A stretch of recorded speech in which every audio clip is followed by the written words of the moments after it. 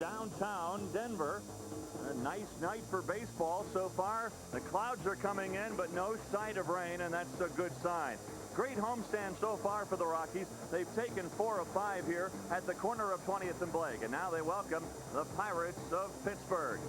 Hi again, everyone. I'm Dave Armstrong along with George Frazier. George, one thing you can say about this Rockies team, and it has been evident in Don Baylor's entire tenure as manager of this club, this team really has a lot of fight left in it. They have not yet folded the tent. They have not quit at all. I don't think so. I'd agree with you 100%, Dave. This ball club's playing hard every day. The pitchers are trying to do their job, the bullpen hitters, and defensively, and that's why they went 5-1 in these last few ball games, because all the pieces in the puzzle work together.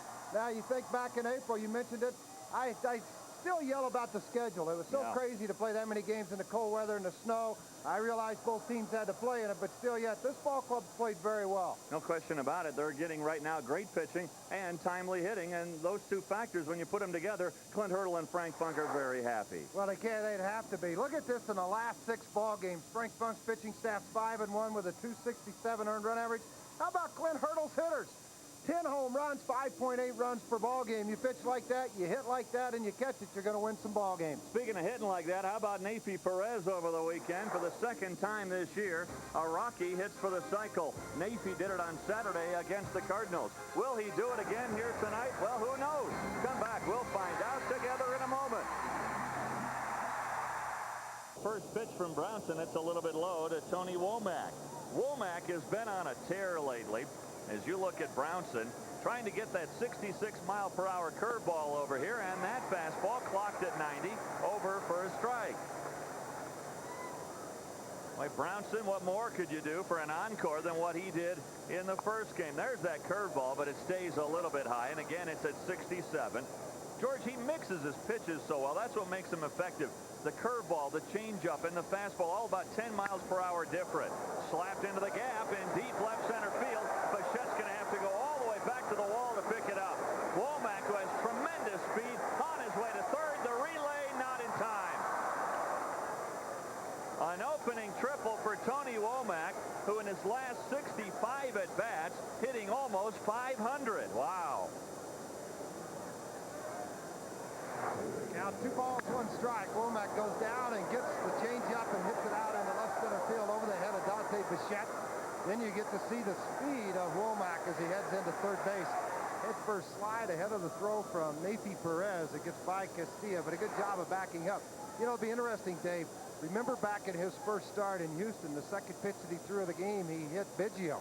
Then worked out of that. Now with the opening triple, see how his composure holds up now. That's the 5th triple for Womack. Well, you see the AutoZone pitcher, Mark Brownson, in the line. 9 innings. He has not yet given up a run. That's seriously in doubt right here with the National League's second leading hitter, Jason Kendall, at the plate. Kendall, you see his average. That's 3 points behind Dante Bichette. Curveball bends inside. 2-0. Oh, you'll also remember in that first game against Houston, he stranded runners at first and third in the first inning when he struck out Moises Alou.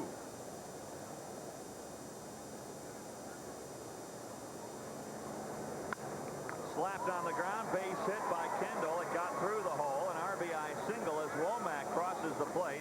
It's 1-0 in favor of the Pirates. So the Pirates strike first. We remind you that Rockies baseball on Fox Sports Rocky Mountain is brought to you by Frost Brewed Coors Light. They remind you the 3 most important words are hay, beer, man. And by Eagle Hardware and Garden, more of everything. Well, Brownson in his Coors Field debut, just like that, first 2 batters he faces, he gives up hits to both. And for the first time in Brownson's major league career, a runner has crossed the plate against him. Strike 1 to Turner Ward. Todd Van Poppel making the start for the Pirates. You're saying, what? Todd Van Poppel, where's he been? Well, he's been around the block a few times.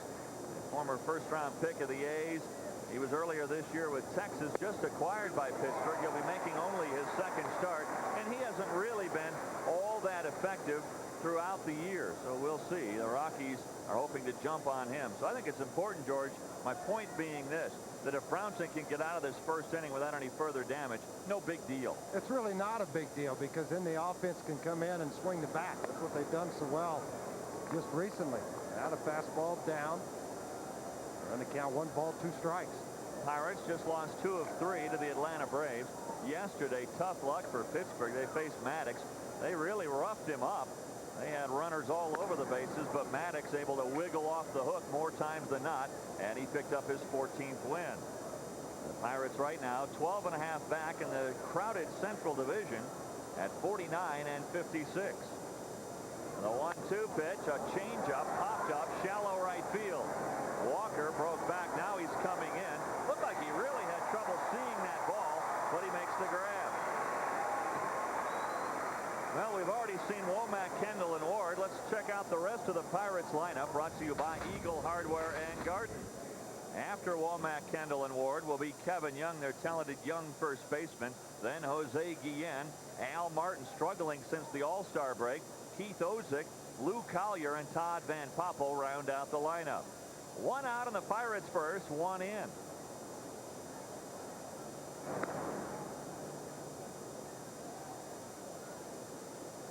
Kendall, a catcher, not a lot of speed, but for a catcher, not bad.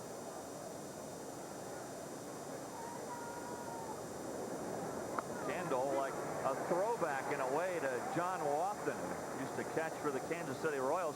1 year Wathan stole 35 bases. Kendall has 13 stolen bases. So you got to keep an eye on it. Well, you can't let him get a walking lead at first base. That's what he's so good at, what he just did. That one deflected off Brownson into center field.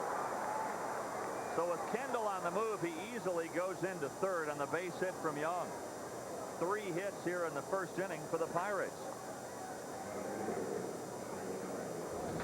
Defensively for the Rockies. In the outfield is Bichette, Burks, and Walker. Castilla, Perez, Lansing, and Helton around the infield. Manwaring has only thrown out 30% of would-be base stealers this year. Jose Guillen. Well, he's been struggling. 0 for his last 9, Guillen. Brownson would love a double play ball. In his last 36 games, Guillen hitting just .203. His average all the way up to .326 on the 12th of June. That was after a torrid May in which he hit .373. But as I mentioned, since then, he's around the Mason-Dixon line. Sure is. The month of July, just .218 with no home runs.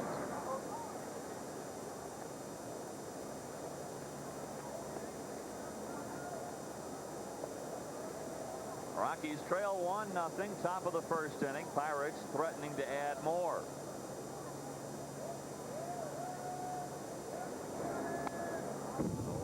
Pitch is fouled back on the screen. As I mentioned, the Rockies looking to turn a double play, and if they do, Primestar will donate $50 to the Colorado Special Olympics. So Perez and Lansing ready up the middle. Nice chat with Nate B. Perez on the Rockies pregame show on Fox Sports Rocky Mountain. Nice young man. Says he feels a whole lot more comfortable than he did in April, mostly because of the weather. Much warmer for him. Feels like he's moving better at short. Well, once you get around the league and you see these teams a number of times, then you can start to position yourself better defensively, and then you get the balls you normally don't get to. And that's what's happening with Navy. A 1-1 pitch is fouled back by Jose Guillen. Guillen, a tremendous arm in right field. Another one of those bright prospects for Pittsburgh. You see, though, in his last 3 games, struggling, and as I pointed out, really since the 12th of June. Word gets around on the young players quickly, doesn't it? It's like, all right, where's his hole? Well, it's not hard to find him. After about 2 or 3 trips through the lineup, they find out. Slow curve popped up, shallow center field. Everyone giving chase. That one falls in the Bermuda Triangle. They might have a shot at second. No, safe. Kendall scores. Young safe at second on the bloop single from Guillen.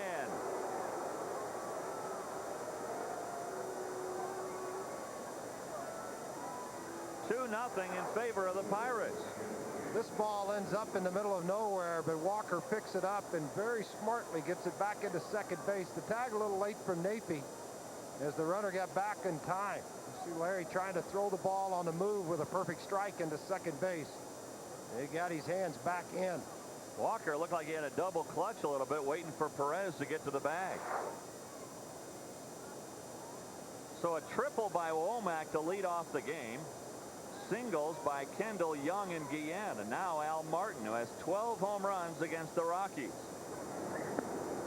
Curveball, you see the miles per hour at 66. See that Martin's numbers down 204 since the break.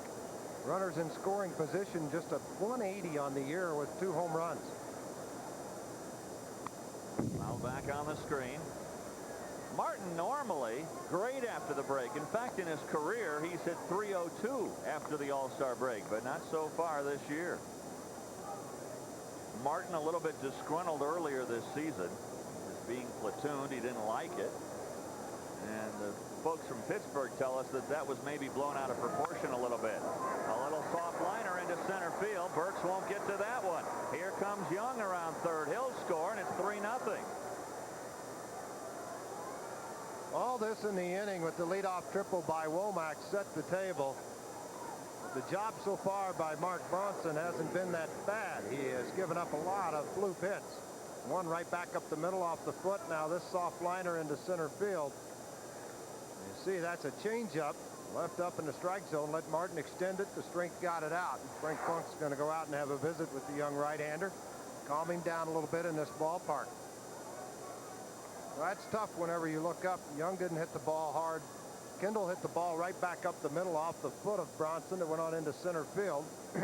Then you turn around and look, and Guillen's ball was not hit hard there. A little soft liner, and then Martin's soft liner up there. So you're down 3-0, and you've given up 5 hits in the ball game.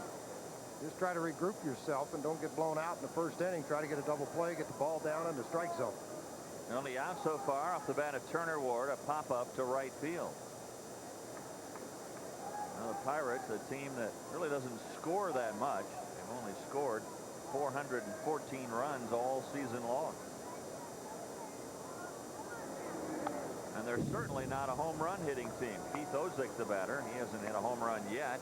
As a team, the Pirates, George, have 67 home runs. Now, to put in that perspective, McGuire, who just left town, has 44. Absolutely. They're not going to beat you with the long ball, but they'll beat you with the gap ball, and they'll also beat you with the speed on the base path. That's what they do a good job of. They're the 5 and dime team, aren't they? They nickel and dime you to death. Well, they're a bunch of guys you really don't know around baseball. You don't see the big stars, but you see Gene Lamont there and the pitching coach Pete Vukovich right to his left. Chewing on some seeds. That was my first roomie in the big league. Really? Yeah. Oh, boy. I've got to go visit with him over the next couple of days. No reason to do that. All right, we've got some stories coming up from Vuk. Pete, I give you 200 prior to the game. Don't be doing that. We made promises. You tell, I tell. Here comes the 1-2 pitch to Ozick. He won't offer at a 90-mile-per-hour fastball around the ankles. Now it's 2-2. 5 hits for the Pirates, 3 runs so far, just 1 out. Pirates have won 4 of their last 5 on the road.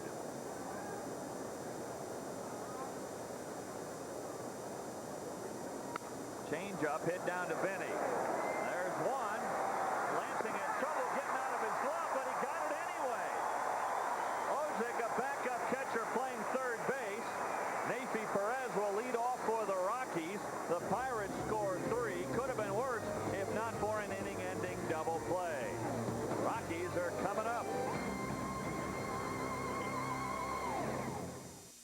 Don Baylor's club hasn't had to come back from an early inning deficit too often lately. Let's see if they can.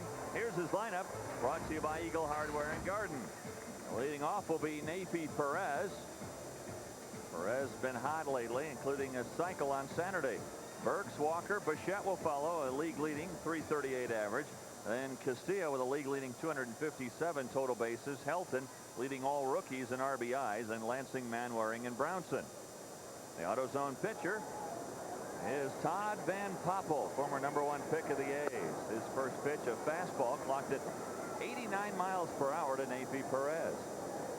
Fastball, slider, curve, change from Van Poppel. Never lost to a National League team. He's 2-0 in the National League. His last start was against Florida. He went 6 1/3 innings for the Pirates. Only gave up 3 runs. His longest outing was against Arizona. Went 8 1/3 this year. And Dave, you might not know it, but he and Mr. Bunsen matched up on April the 7th in Oklahoma City. I did know that. Mark was mentioning that to me before the game. He said, well, that game was shortened to 6 innings because of rain and hail and snowstorm. And Brownson outdueled Van Poppel that day. Went 6 innings, gave up 4 hits, a couple of runs, struck out 6. That's an outside breaking ball from Van Poppel. He has taken the long road back, Davey, all the way through the big leagues, and then he turned it around and signed with Texas as a free agent after being out of baseball from the Oakland A's. Started in A-ball, went back to Double-A in Tulsa, then on to Triple-A in Oklahoma City, then finally reached the big leagues this year, and then since has been traded to the Pirates. So as a young pitcher, he has been through an awful lot for his age and time in the big leagues, and he's trying to put the numbers back together and reach the potential that everybody thought he had early in his career. Ellis Burks with a 6-game hitting streak. And you see what he's done since the All-Star break. Burks nearing 300 now with his average. Ellis saying he's heard his name on the trading block, and he said, well, if that's true, I don't want to leave, but if I go, I want to perhaps help a team that I go to. One thing good for an Ellis Burks or anybody really right now looking at the trading deadline is that you're probably going to go to a team that's going to be in the playoff hunt. Popped up to Osick. That ball hit so high it needed a parachute. Let's look at the rest of the defense for the Pirates. In that outfield, it's Martin, Ward, and Guillen, who has 11 assists. I told you about his strong arm. That's second in the National League. Andrew Young has a dozen. Osick, Collier, Womack, and Young around the infield. The fine young catcher, Jason Kendall, behind the plate. So 2 out for Larry Walker. Walker hits it on the ground to Osick. He throws out Larry Walker, and the Rockies go 1, 2, 3. So Todd Van Poppel is break back into the big leagues. First time at Coors Field, making it look easy after 1. You're watching Rockies baseball on Fox Sports Rocky Mountain. Well, let's see if Brownson can settle down in the 2nd inning after giving up 3 runs on 5 hits in the first. First man that he'll face is Luke Collier, who fouls a fastball away. Collier 0 for his last 7, hitting just .248.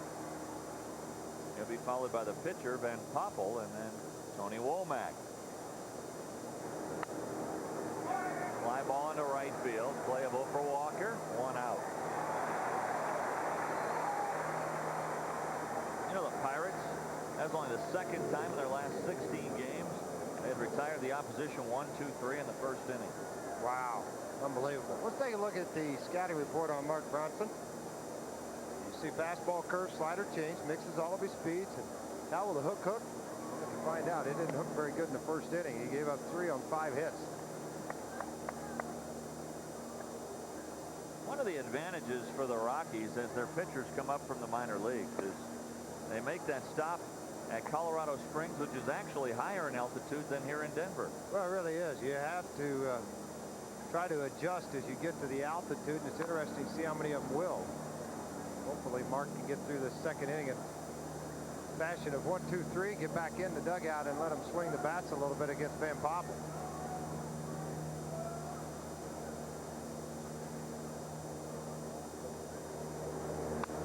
Fouled away by Van Poppel. 2 balls, 2 strikes.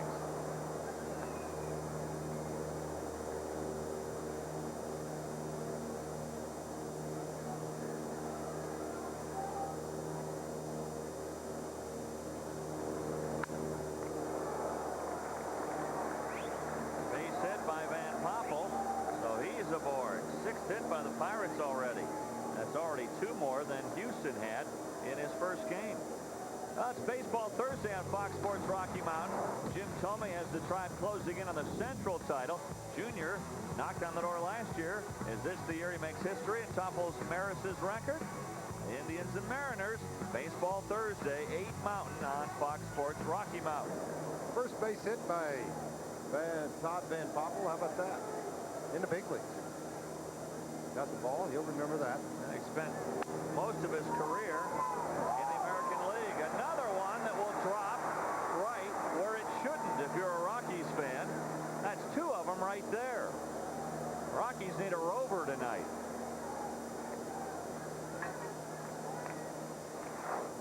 He really jams Womack, and the ball barely gets out over the head of Lansing, but no one in that area is going to catch it.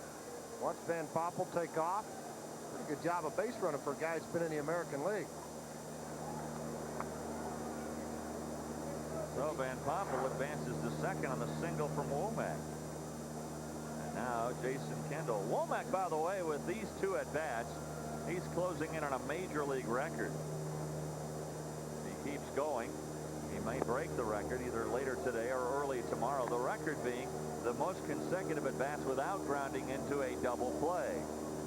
Womack now 884 at-bats without grounding into a double play. Pete Reiser did it in 887 at-bats. So now he's just 3 from tying, 4 from breaking. And what's funny for Womack, the last time he grounded into a double play a couple of years ago, and he grounded into 2 in the same game. 3 balls, no strikes now to Jason Kendall. Now, so far in this start, you'd have to say it's certainly a horse of a different color for Mark Brownson.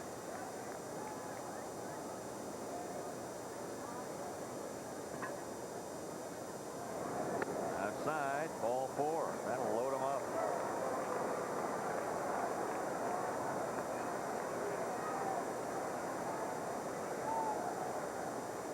So the base is loaded with just 1 out in the second inning, and now Turner Ward. Frank Funk. A look of concern as he checks out Mark Brownson.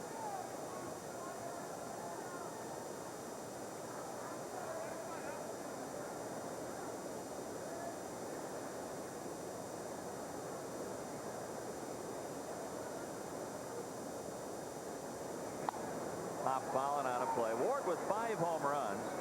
If he hits one here, it's a grand slam, and Discover Card donates $500 to the local chapter of the Make-A-Wish Foundation for every grand slam in tonight's game. That's from Discover Card.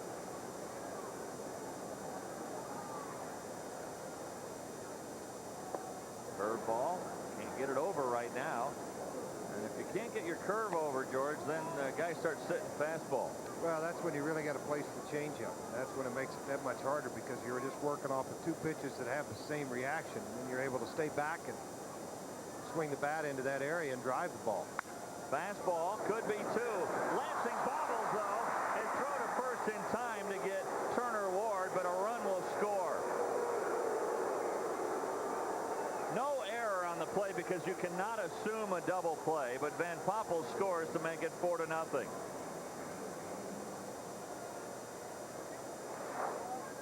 Ball's hit a little bit harder, I think, than Mike realized. Ball hit right into the stomach area off the heel of the glove, and he's only able to get the play at first base. Taylor made double play, turned sour, but he ended up getting the out. You still have runners second, third now. And the RBI man for this ball club, Kevin Young at the plate. He's got 20 home runs and 71 RBIs so far on the year. How about this? 3 years ago, they released him and then brought him back. Those are good numbers offensively, but his strength really is defense. Ground ball to Perez. Good soft hands. He'll throw out Kevin Young to avoid any further damage. The Pirates get 1 more on the board in the second. After 1.5, it's the Pirates 4, the Rockies 0.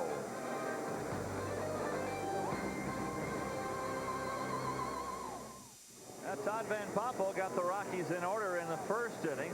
Van Poppel in his last start, they tell us, really pitched up in the strike zone, especially early on. Florida could not capitalize, but the Pirate broadcasters are telling us if he pitched like that here today, look out. Well, it's Bichette, Castilla, and Helton due up for the Rockies here in the second inning. Dante Bichette, the league's leading hitter, 0 for 4 yesterday. Dante hit home run number 16 on Saturday. what he's done over the last month or so. Bichette with 87 ribbies. That's 5th in the National League. Got it up over his hands, and it's 0-2 now to Bichette. Well, I think Todd Van Poppel will benefit from having Pete Vukovich as his coach. He's a very successful pitcher in the big leagues, but he had to change speeds. He wasn't somebody that could overpower people. 85 to 86 mile an hour fastball, but had a good curveball, slider, and a changeup.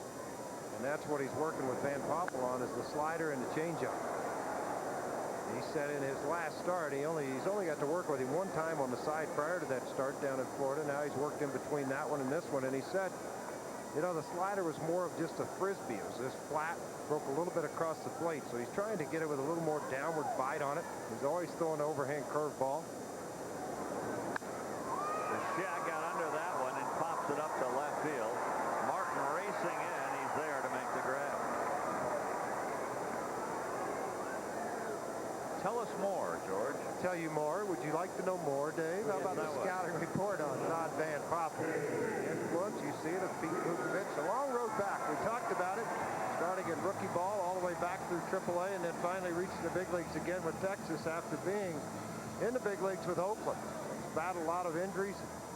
A lot of time. That's got to be tough. After 2 or 3 years in the big leagues to go back all the way to A-ball and then struggle your way back to get to the big leagues. Long and winding road. See, I was hoping you'd do that. Really? Yeah. You want me to sing it? Will you? No. Why not? I don't take requests. This is not a karaoke bar, last I checked. Up and into Vinny Castilla, 2-0 to Vinny. Vinny with 2 home runs Friday. Numbers 32 and 33. How about his average, though? 325 now. Well, that's due to 420 in July with 10 home runs. Vinny has been hot. Hotter than anybody in the month. Well, you'd have to say he is the B.F. Goodrich in the groove man right now, wouldn't you? I would think so. The Cuz is cruising. There it goes, number 34. Wow.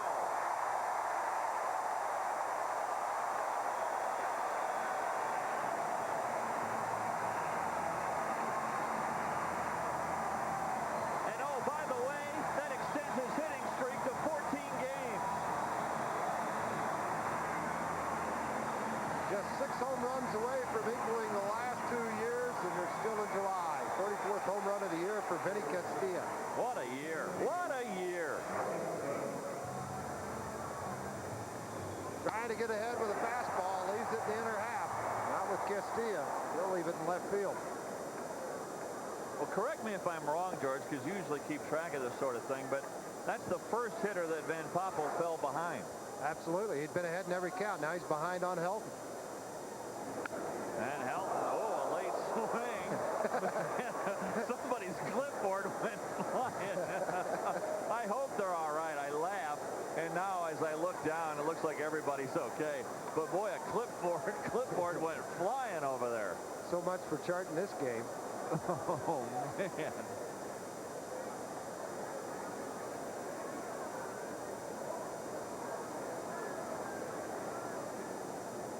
You see his average leading all rookies, and now Travis Lee banged up for the Arizona Diamondbacks. So chance for Todd Helton to make some hay while the sun shines. Well, you look at the home run, 17, the doubles with 20 and 1 triple. Fly ball deep left field. Martin going over in the corner, and he's got it just in front of the track. So Helton gave it a bit of a ride, but it falls shy of its mark, and now there are 2 gone in second. Rockies are hitting some fly balls, though, and that's not good news for Todd Van Poppel. Now Mike Lansing. Lansing hitting .281 since the break. His numbers so far at Coors Field, .315 at home. Hitting .261 overall. 2-0. Lansing with 5 home runs, 33 runs batted in.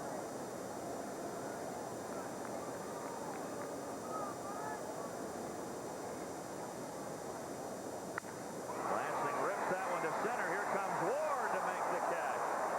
Well, Lansing hit it right on the button, but it stayed in the air long enough. Castilla hits a home run, number 34 for him. Rockies are on the board. It's 4-1 after 2. Home teams, Fox attitude. You're watching Fox Sports Rocky Mountain. Vinny Casillas put the Rockies on the board with his 34th home run of the year. The Pirates take, though, a 3-run lead into the third. Jose Guillen will lead off for the Pirates. He'll be followed by Al Martin and then Keith Ozick. Mark Knudsen, former Rockies pitcher, joining us in the booth now. Mark, you're here to tell us about Major League Baseball Players Alumni Golf Tournament for Children's Hospital. I couldn't think of better guys to talk golf with than the two of you.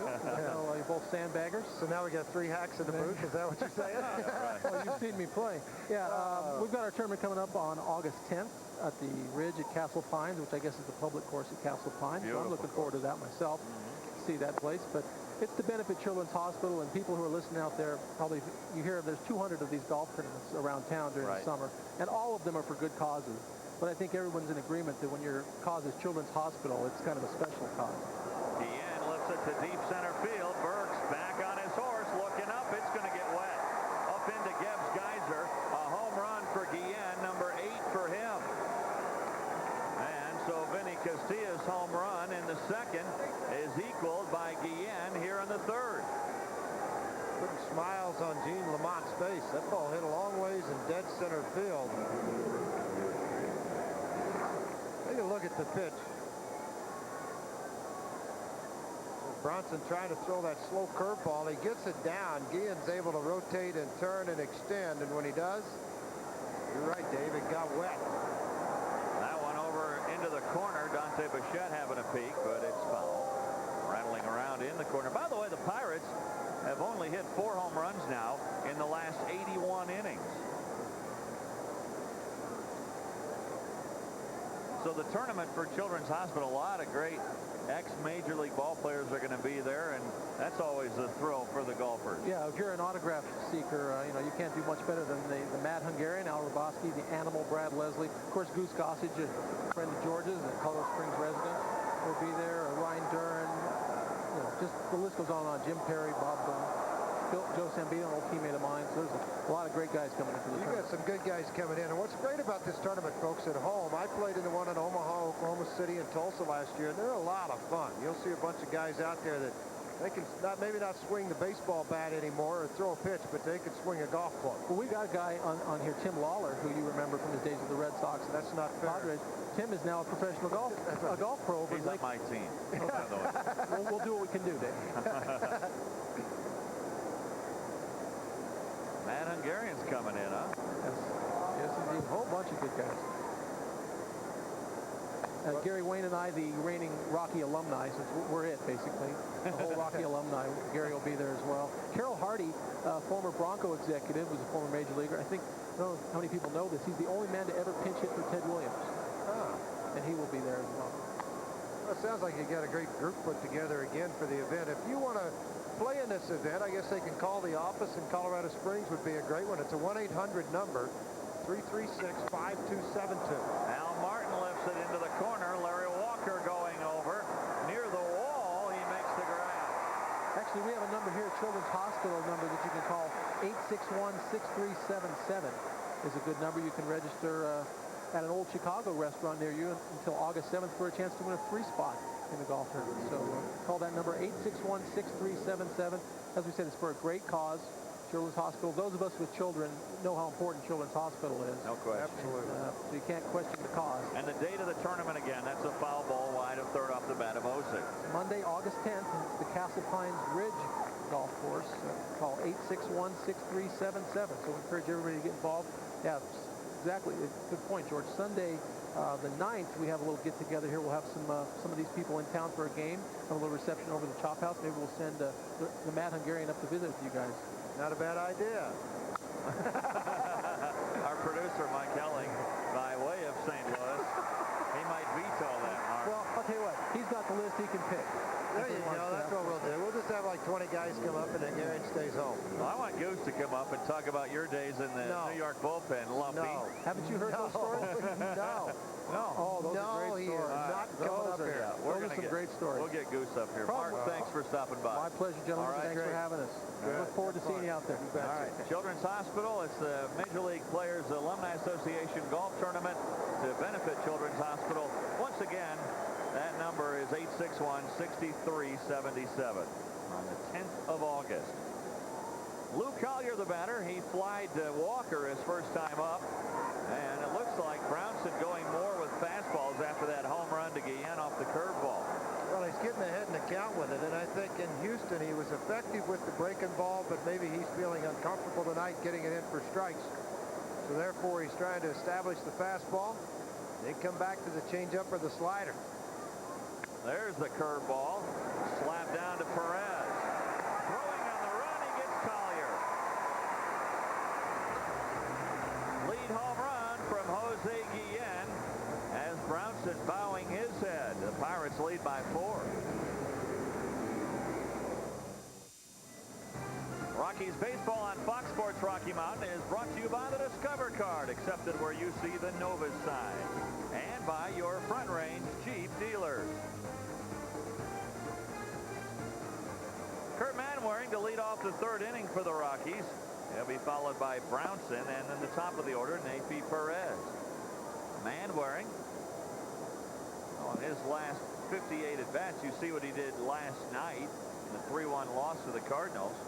In his last 58 at-bats, Manwaring getting close to 300, 293. 1 ball, 1 strike from Todd Van Poppel. Curveball stays high, so he's trying to work on some of his off-speed stuff, but that's not coming over for a strike. Rockies will be noticing that, and they'll start to set fastball. There's one, and it's fouled back. It's going to be interesting when he gets through the 3rd time in the lineup, if he's able to get through it.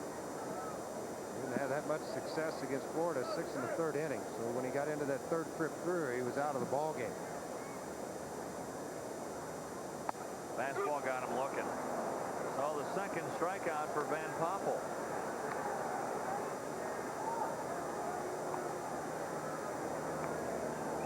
Take a look at his earned run average by inning. You can see in the first 3 innings, normally teams get after it. 4 through 6. It kind of settles down 7 through 9. He just hasn't visited the 9th inning very much. Brownson looks at strike 1. George, looking back now on his career, and he's not that old yet, but looking back on it, did maybe the A's do him a bit of a disservice by rushing into the big leagues? Oh, beyond the shadow of a doubt. You know, he almost fell into the David Clyde category, where Clyde was rushed to the big leagues with Texas and out of baseball quickly.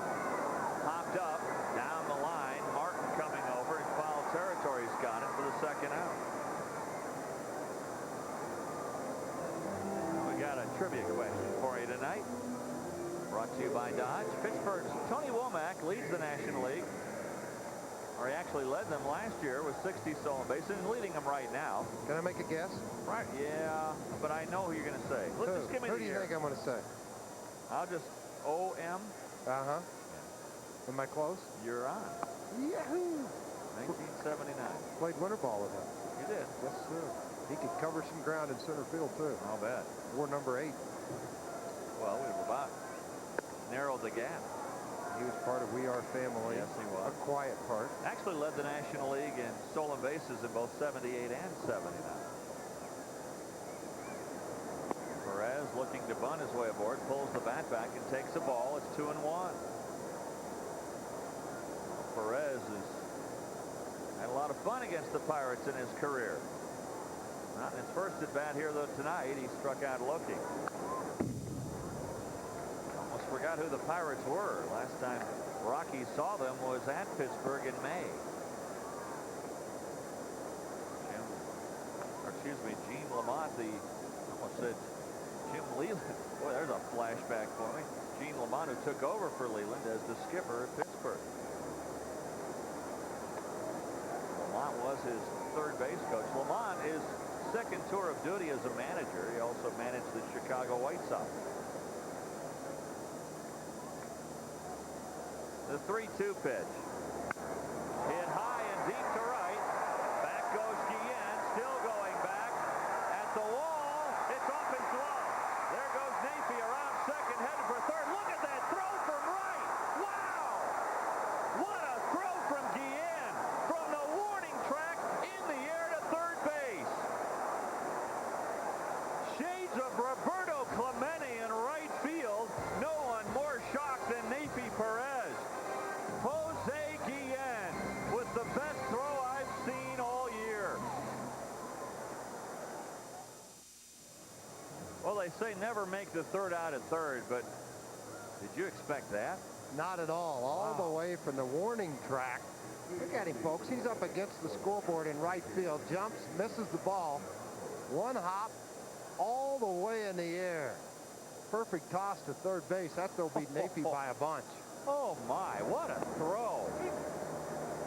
That was at the letters from the warning track in right field. Something else.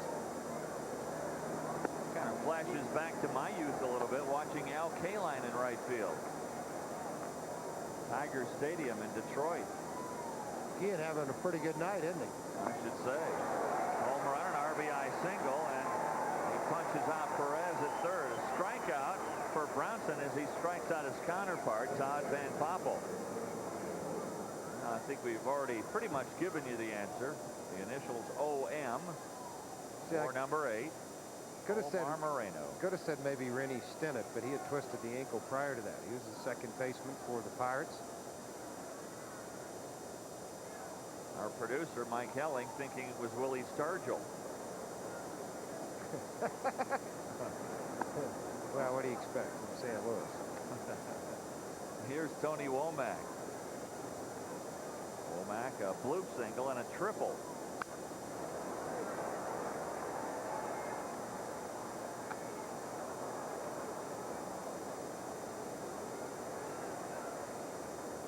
Well, he needs a double and a home run.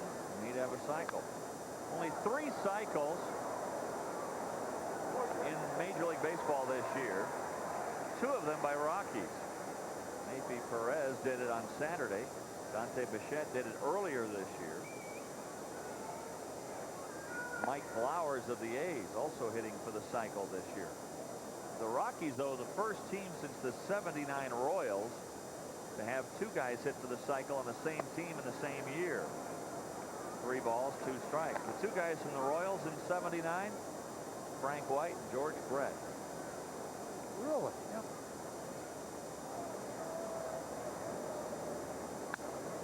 A one-hopper to Perez. Womack flying up the line, and he made it close.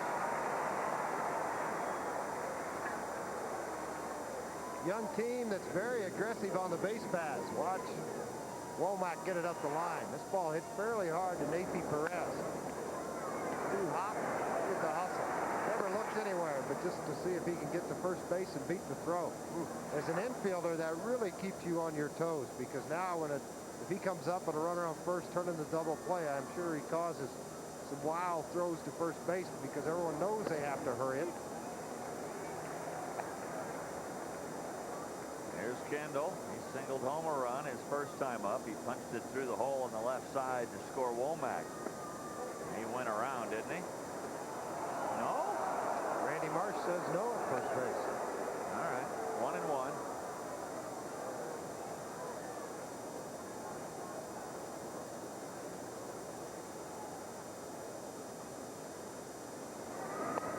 Down low. Slider at 83.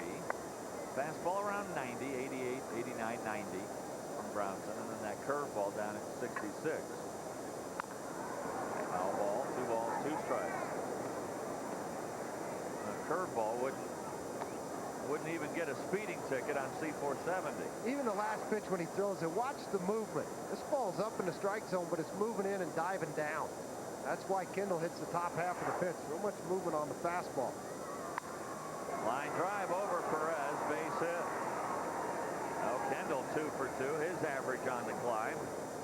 He's caught Bichette already in this game.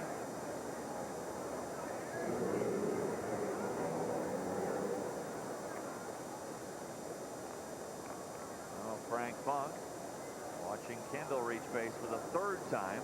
2 hits and a walk. And now Turner Ward.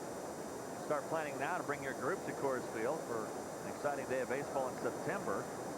Each group of 25 or more receive seating together. A scoreboard message, group poster, and a complimentary ticket to a future game for the group leader.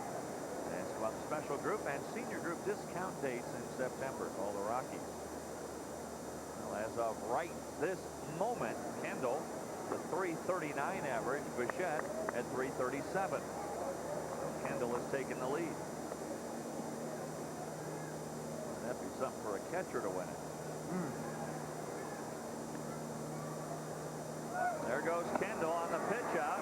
Throw down to second, not nearly in time. Well, the Rockies did everything right except execute. The pitch from Brownson wasn't very fast to Manwaring, and then his return throw way late. Look at it from the pitcher's standpoint. When he's on the mound, yeah, the pitch out, you shorten it up, release everything, your step to home plate to get it to Manwaring as fast as you can. You don't take a big step, it's even shorter than a slide step. This ball down in the dirt. You can see the stolen base by Kendall. That's his 14th on the year. Now he's in scoring position as Ward fouls it off. Changeup fooling Turner Ward. He's only one of 2 hitters in the lineup to be hitting above 300 with runners in scoring position. 313 when he entered the ball game. Kendall's the other at 321. Another changeup, that one low, and it's 2-1. Well, yesterday the Pirates frustrated by Maddox. They felt like they missed a lot of key scoring opportunities, but they're not missing many opportunities in this one.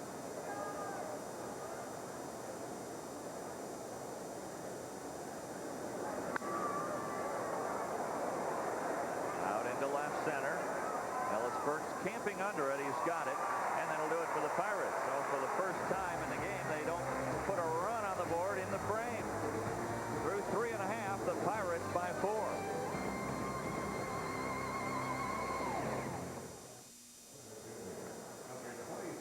Welcome back to Rockies baseball on Fox Sports Rocky Mountain, your regional home of Fox Sports Net. Mark Brownson doesn't give up a run in the 4th inning, works around the single and stolen base by Kendall, and he keeps the Pirates from doing any further damage. So now let's see if the Rockies can go to work offensively. Ellis Burks leads off. He's followed by Walker and then Bichette.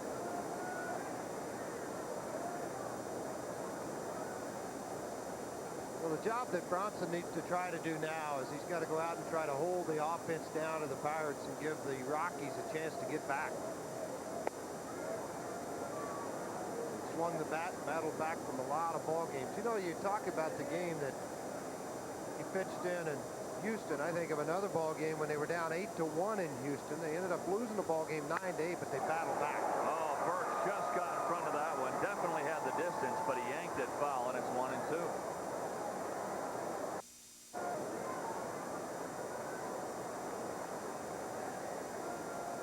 I don't think this game's going to end 5-1. Second time through for Van Poppel. Hanging breaking ball, and Burke's able to lay off. 2 balls, 2 strikes. And the Rockies started 3-10 at home, and they win tonight. They're back to 500 at Coors Field. Quite an accomplishment after the start in April.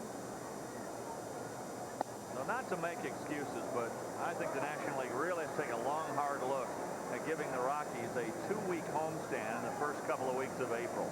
Well, the thing that affects everyone because of the cold weather, snow and temperatures in the 40s, and trying to play baseball. Off the handle out to the second baseman, Womack. Burks makes it close by hustling up the line. 1 up, 1 down, though, for the Rockies in the 4th. To bring up Larry Walker. It's kind of fun the way he does it, isn't it? Yeah. I like how he does Don Baylor. Can I take the headset off before you do it? It almost sounds like he's mad. I know. Don Baylor. Not making fun of him. He does a great job. Oh, what a voice. I'd pay to have pipes like that. Like a voice from heaven. Walker bounced out to Osick, the 3rd baseman, his first time up.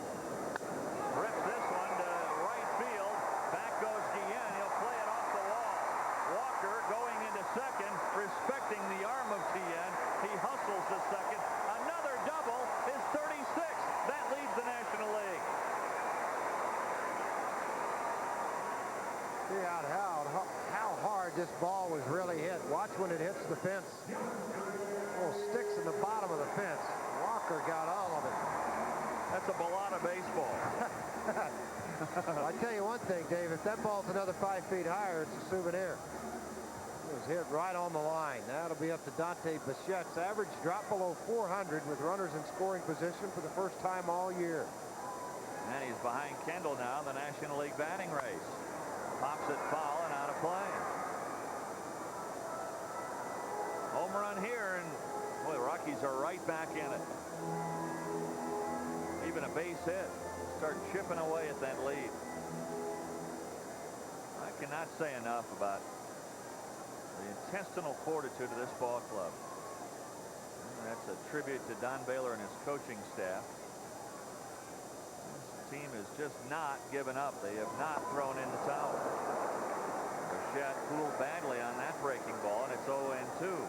Walker, after that double, now hitting .336. So he's also putting his name into the batting title race. You look at Dante Bichette's profile, likes the ball out over the plate. Very tough with 2 strikes, as tough as anybody in baseball. There you see the .395, 5 home runs with runners in scoring position. Spreads out, and we'll see a lot of movement in the feet, all hands. That one bouncing, getting away from Kendall, but Walker not able to advance. Kendall old school, isn't he? He really is. Yeah. Plays the game hard, was taught it right. I think that's the biggest key. You see a lot of young players come up. No matter who their first roommate was, who their first manager was, and who'd you catch behind at the big league level that taught you how to play the game.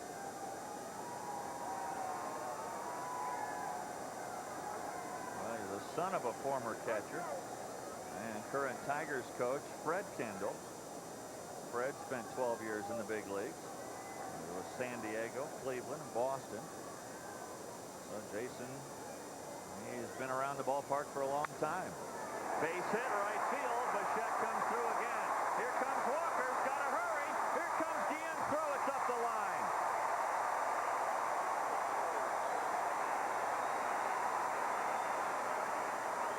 So Bichette comes through with 2 strikes again. His 88th RBI. Pretty good Quinella, Walker and Bichette. Look at his swing. Swings late at a fastball away, waiting to react, to read the pitch to see if it's going to be a breaking ball.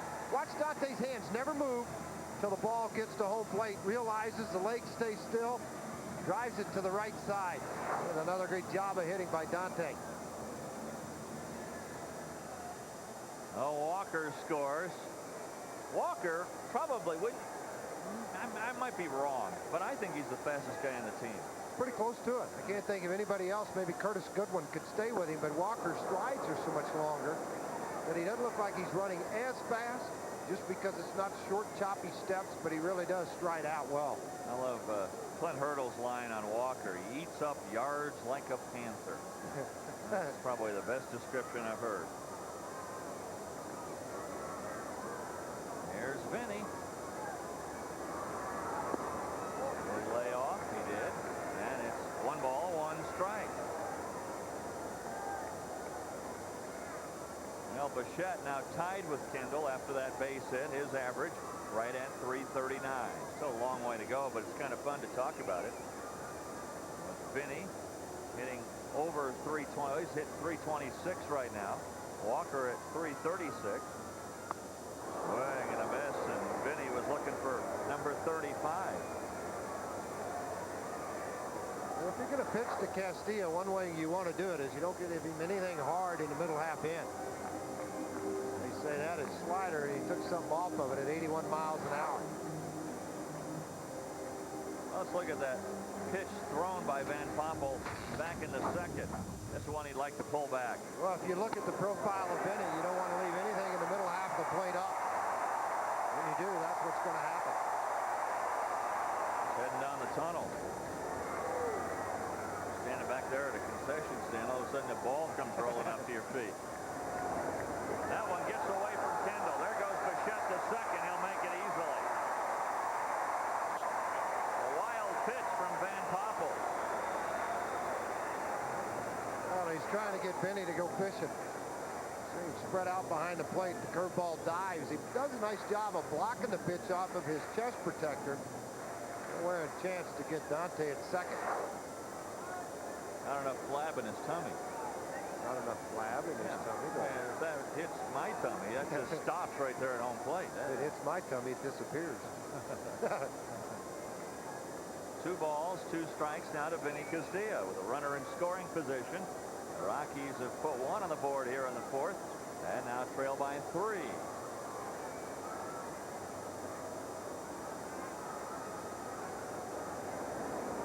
There it goes. Deep left field. Martin going back. Oh, at the wall. He takes it away. Vinny hit it on the line, but it got all the way to the yellow line out there at the wall, and Martin pulled it in. Benny thought he had number 35. So did I. See the fly to the ball right at the warning track, at the wall. Nice catch by Martin. I don't think Georgia was out, but he certainly took a double away anyway. Yeah, he really did. The ball probably would hit the top of the wall. Pete Vukovich out to visit with Todd Van Poppel. See Pete smiling? It's not a laughing matter, trust me. Oh, Roomy's getting him pretty good right now. Well, number 71 is Elmer Dessens.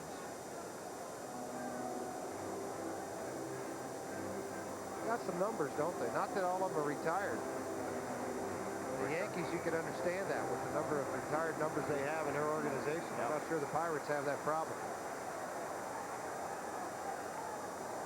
So Vinny gives it a ride, but it dies at the wall in the glove of Martin, and now Helton is in the dirt, ball 1. Helton gave it a ride in the 1st inning. A fly ball to Martin near the warning track in the corner. Dante at second base with 2 outs. I'd like to get that run home, make it 5-3.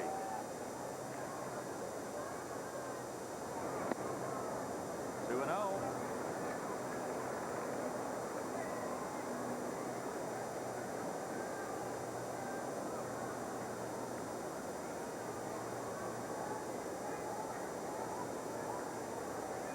Helton, a .331 hitter at Coors Field.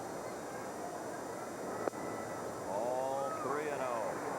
He's another of the many with the Rockies, hitting .368 with men in scoring position and 5 home runs. Got a bag open here. You see the respect this rookie is getting. Takes the strike. It's 3-1.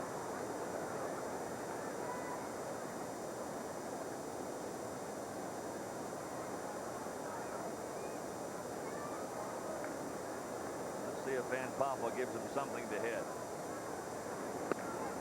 That wasn't what Todd was looking for, so he takes it for a strike, and now it's 3-2.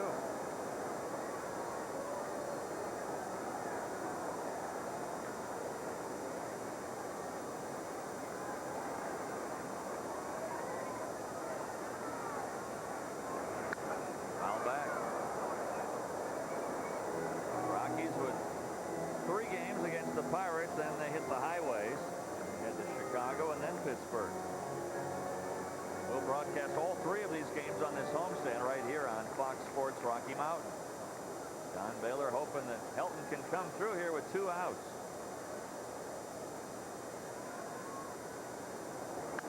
Fouls it away again.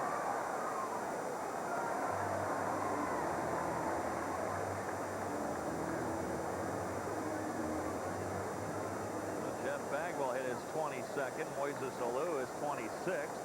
Houston scored 5 in the 1st, and then they lead the Marlins 5-0.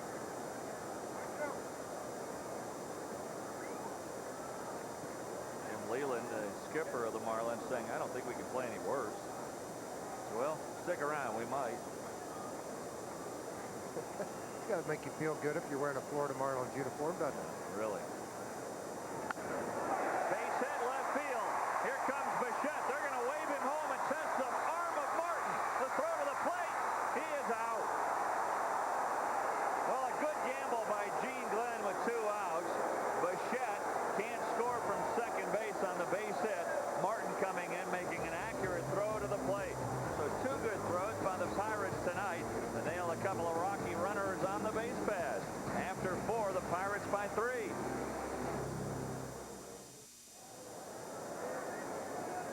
Pirates leading, and we go to the 5th inning, 5-2. Pirates scoring 3 in the first, 1 in the second, 1 more in the third.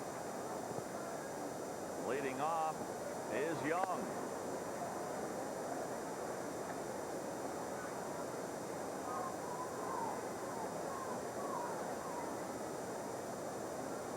The Pirates with 9 hits, 5 of them in that first inning. Hot shot down to Vinny. He's got it. His sure hands and his great arm throw out Kevin Young. 1 out in the 5th. How many times have you seen it, Dave, where a ball club will come in and score 4 or 5 runs early against the Rockies and then think, almost become content. They won't score a lot more, and all of a sudden you look up in the 6th, 7th inning, the Rockies down by 1 or 2, put a little surge together. That's why it's important for Mark Bronson to go out and pitch some scoreless innings. Give the offense some time to catch up. Well, what happens is they get complacent. You get 4 in the first or 3 in the first, and you think, well, that's a great start. Well, the Rockies are used to it here, so they see something like that, and they go, all right, we've got to come back. And more times than not, they have in the past. Whereas the opposition, if they're playing at Three River Stadium, they get 4 in the first, they're putting it into cruise control at that point. Well, absolutely, because you got a much bigger ballpark. Your ball's not going to go out. But you look at their lineup, Dave, only 2 guys hitting over 300 with runners in scoring position, whereas the Rockies, 7 out of 8 are hitting over 300. So they're going to score some runs and be active. The 1-2 pitch is a little bit low. Zaggy in, big night. RBI single and a solo home run. And now another single. So Guillen off to a great night for the Pirates. That doesn't even count our Discover Card payback playback. The great throw from right field. Look at the throw as he goes back against the right field fence, jumps, tries to catch. The ball hits him on the shoulder, and he comes up firing. Nafi Perez all the way around second, out by about 5 or 6 feet. Pretty good block by Olsik, also at third base. Yeah, well, he's a catcher. No, that's true. Forgot about that part. He is a catcher playing third base. Here's Al Martin. Change up. He fouls it back. Strike 1. That was a throw. Raul Mondesi type throw. Larry Walker. A little bit earlier in his career, even Walker will tell you his arm not what it was a couple of years ago. Perhaps more accurate now, but not as strong. High fly ball, deep right field. Walker, he doesn't even see it. It's in the bullpen for a home run. Walker went back like, where is it? Well, it was in the bullpen. No chance for him. The 13th home run for Martin off the Rockies, and the 10th home run for him this year.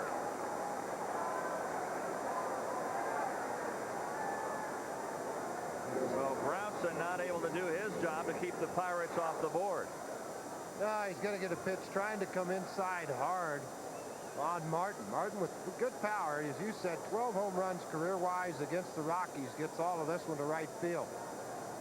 Yesterday's ball game, Walker had a tough time picking up the home run off the bat of Willie McGee. I think it gets in the light standards above the third baseline and causes a lot of difficulty. Well, it's obvious that Brownson is just a shadow of himself from his start in Houston. Frank Funk knows that, and he's got action in the bullpen. Bill Hayes, the bullpen coach, saying, come on, speed it up, let's go. Got to get you ready in a hurry. Bobby Jones out there throwing. Well, Brownson was due to be the third hitter in the inning. This ball game 5-2 at the start of the top half of the 5th. Don Baylor looks like he may have seen enough. Don Baylor looking out at the bullpen, a slow walk, and now he's going to make the signal. So Don Baylor has seen enough from Mark Brownson here tonight. His first start at Coors Field, not a successful one. He does not even survive the 5th inning, giving up 2 home runs to the Pirates, a team that had hit just 3 home runs in the last 78 innings coming into this ball game. So a Dodge pitching change. Out goes Brownson, and in comes Bobby Jones. We'll be back to tell you more about Jones when we come back to Coors Field in a moment.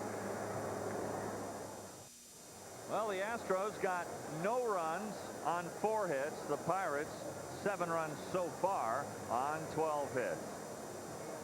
Sunday on Fox Sports Rocky Mountain, it's Formula One racing. Schumacher-Hakkinen, the world's greatest drivers, test their mettle as the circuit races into Hockenheim, the German Grand Prix. Sunday, be there. 2 o'clock Mountain on Fox Sports Rocky Mountain. I like that. Bobby Jones comes on to make a relief appearance after making all the starts that he has. 4-4 on the year, 56 strikeouts, just 36 walks. Well, he's able to get out of this inning without allowing Usyk to score from first. His earned run average, that'll be of Mark Bronson, will be 609 after tonight's ball game. Went from 0 to 6 in a hurry. Yeah, it sure did.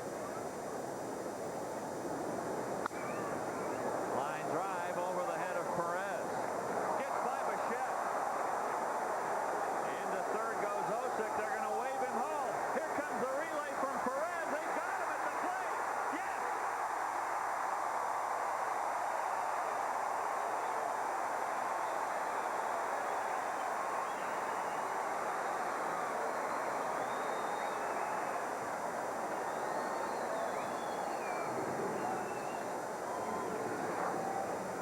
Watch Manwaring get up the line. Look at him squat down, bracing himself for the collision, the catch, the tag. Never lets him get into home plate. Now watch how he rolls away. That's how you protect your legs. A lot of hitters try to take that leg out. See how they tried to take his leg out. But when you're squatted down like that as a catcher, all your force is theirs, and the runner slows down as it gets into the dirt area and starts to slide. Manwaring's had about 4 of those in the last week and a half. Well, it's a single for Collier. Van Poppel, the batter. He goes to second on the error on the left fielder Bichette. The put out goes 8-6-2 for keeping score. A little bit low. 3-0 to Van Poppel. Jones working in relief. First time since the 15th of May. Did it against the Milwaukee Brewers, and after that he became a starter. Inside, he walks the pitcher on 4 pitches. So far Jones has given up a single to Collier, and he walks Van Poppel. The line complete on Brownson with Usyk out at the plate. He gives up 7 runs, all earned, on 12 hits. He struck out just 1, and he walked 1. All that in 4 1/3 innings. Up too high to Tony Womack.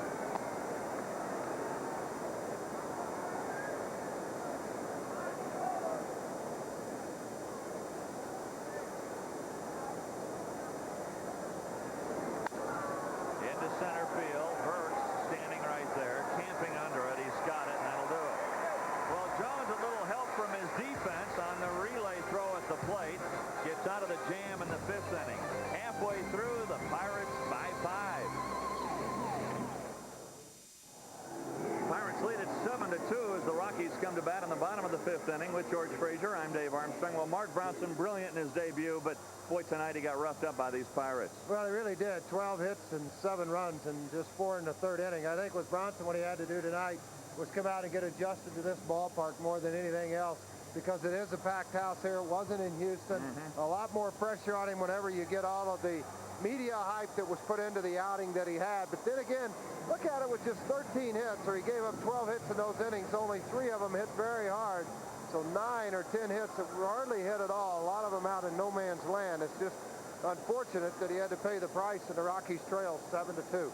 Well, let's see if they can come back. Lansing fouls the first pitch. Back on the screen, strike 1.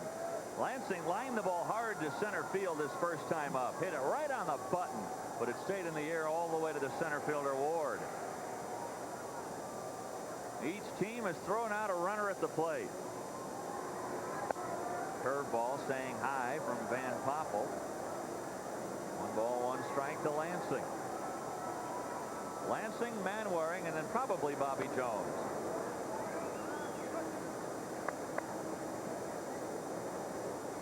Although there is somebody warming up in the bullpen. So we'll see. Maybe Jones just came in to get a couple of batters. 3 balls and a strike to Lansing. Jerry Dipoto warming up.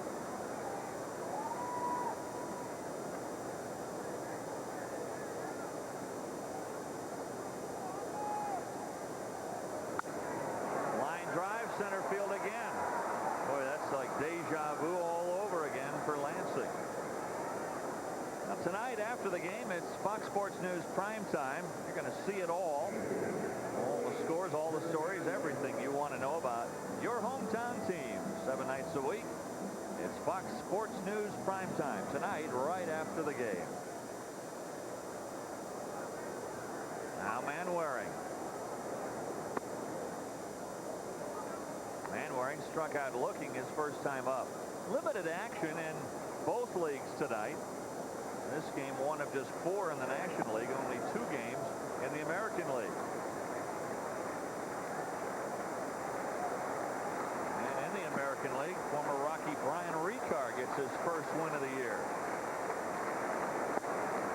Strike 2 and 1. Wade Boggs hit his 6th home run. Tampa Bay beat the A's 11-5. Boy, all of a sudden the A's, they've lost 7 in a row. Down too low with a changeup, and it's 3 and 1. Tim Salmon and Phil Nevin have each homered for the Angels. They lead the Royals 6-1 in the 8th. I'll tell you about the National League in a minute. Swing and a miss. 3 balls, 2 strikes.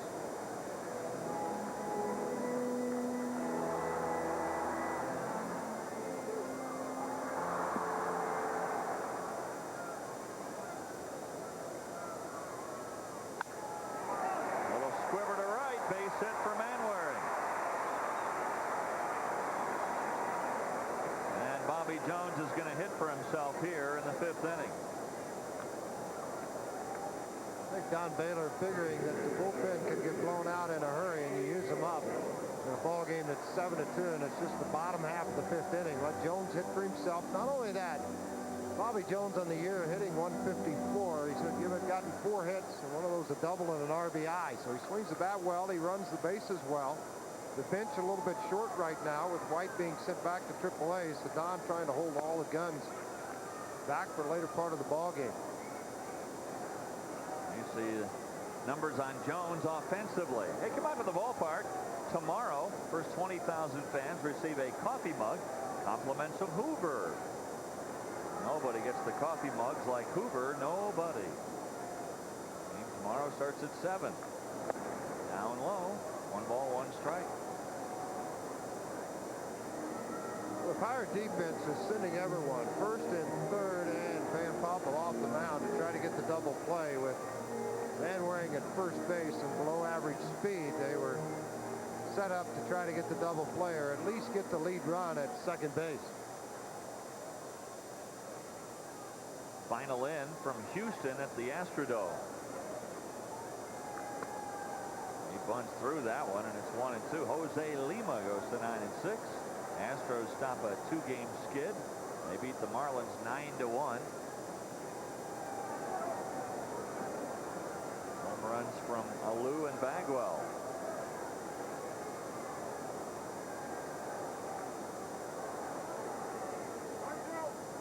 At Arizona just underway. The Cubs and the Diamondbacks. The Rockies, in case you're wondering, in the wild card, 13 back. The Cubs right now would be the wild card representative in the National League. Up and in. He got it back in time, and it's 2-2. Angel Hernandez is the home plate umpire. We've shown you Randy Marsh a couple of times at first. Greg Bonet umpiring at second, and Bill Hahn at third.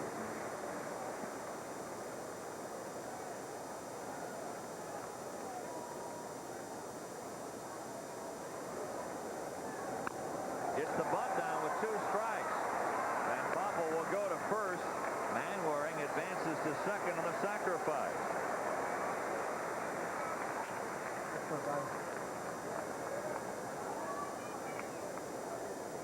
Oh, chance for Perez to drive home a run. He doubled his last time up. That was the play where he tried to stretch it to a triple. And Guillen threw him out from the warning track. I mean, from the warning track to to third base, letter high in the air. A Roberto Clemente type throw from right field. A blooper foul out of play.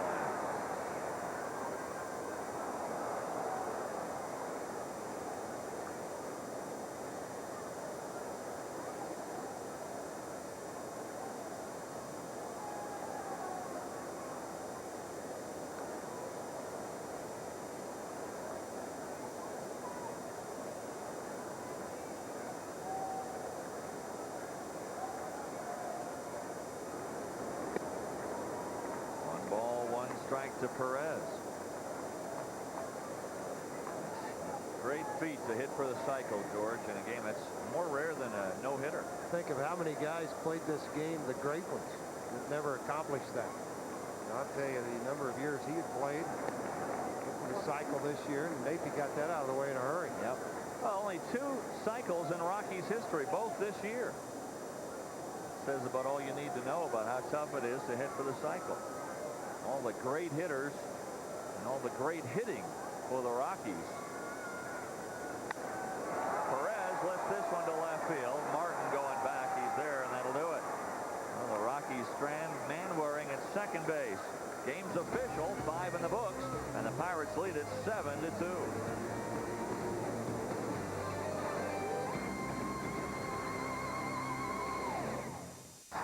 Rocky Mountain. Bobby Jones ready to go to work in the 6th inning. The Pirates will send up Kendall, Ward, and Young. Rocky Mountain News proud to support Children's Hospital. Be a fan of your kid. As a dad, you are a key player at home. For more information on ideas on being a good father, call 303-864-KIDS, or you can visit them online. Don Baylor watching his kids trail the Pirates 7-2. Jason Kendall, the batter, hitting .339. 2 singles and a walk tonight.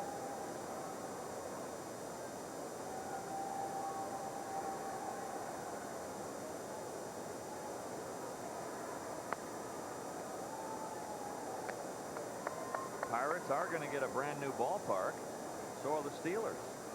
Build a football stadium in Pittsburgh and a baseball park. Pretty amazing when you think that that ball club was hunting for ownership 3 or 4 years ago. Now all of a sudden the tax dollars going out for a new ballpark. And the voters voted it down soundly at the ballots last November. Somehow, some way they came up with the money to do it. And they're going to build it on both sides of Three Rivers. Football stadium on one side, the baseball stadium on the other, and they're going to build them simultaneously. The baseball park will be ready for the 2001 season. Football stadium will be ready later that year. They say 20,000 workers are going to be involved in those 2 projects. Wow. You know, the only bad thing I think about building a new stadium is putting to rest all the old memories of the old ballparks. The home runs hit by different players. And I think of George Steinbrenner trying to move the Yankees out of Yankee Stadium and the history inside that ballpark. Yeah. That's the only thing. Well, I'd say that's true, yeah, for Yankee Stadium, yeah, but for Three Rivers, you got a lot of memories of Three Rivers. Well, you got guys there like Willie Stargell and Dave Parker that probably have some pretty good memories of that ballpark. Oh, yeah. Jim Rooker probably has some pretty good memories. John Candelaria, Omar Marino. Okay. Kent Colby. Do they still have that number 8 in the upper deck? Another walk for Kendall. Well, we'll find out next week. Yeah, I got to see if they have that number 8 up there. I didn't give it up. You did? No. You ever give up one? Not that I can remember. No. He kept trying to hit the dry side and hit those ground balls to second. Turner Ward, the batter. Well, he looks like an aberration in the middle of the Pirates lineup right now. 0 for 3, but he does have an RBI when he grounded out to second in the 2nd. And that was with the bases loaded. Would have been a double play ball. Got up on Lansing. He was able to get Ward at first, but a run scored. Well, you don't want Bobby Jones to go out there and struggle. He had a good outing in his last outing as a starting pitcher, gave up 3 runs in 7 innings. So You want to see him go out and have some success. And this may throw him mentally for a loop a little bit coming out of the bullpen tonight. Sure. It was his day to work on the side. Instead of working on the side, you're in a ball game. Right. That after making 11 starts, if I'm not mistaken. Little blooper. That's going to drop for a hit. Kendall's going to try to go from first to third. Nope. He puts on the brakes and stays at second.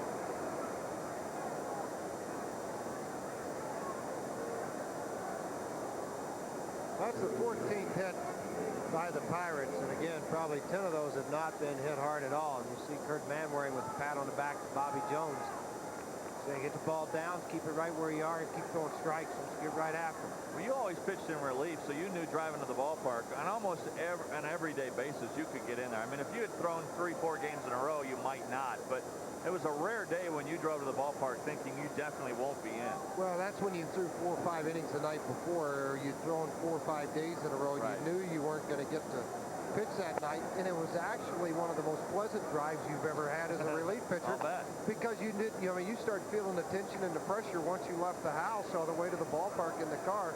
But when you know you weren't going to throw, you came in, you put your tennis shoes on, you shagged all over the outfield, you had a ball. Little pop-up.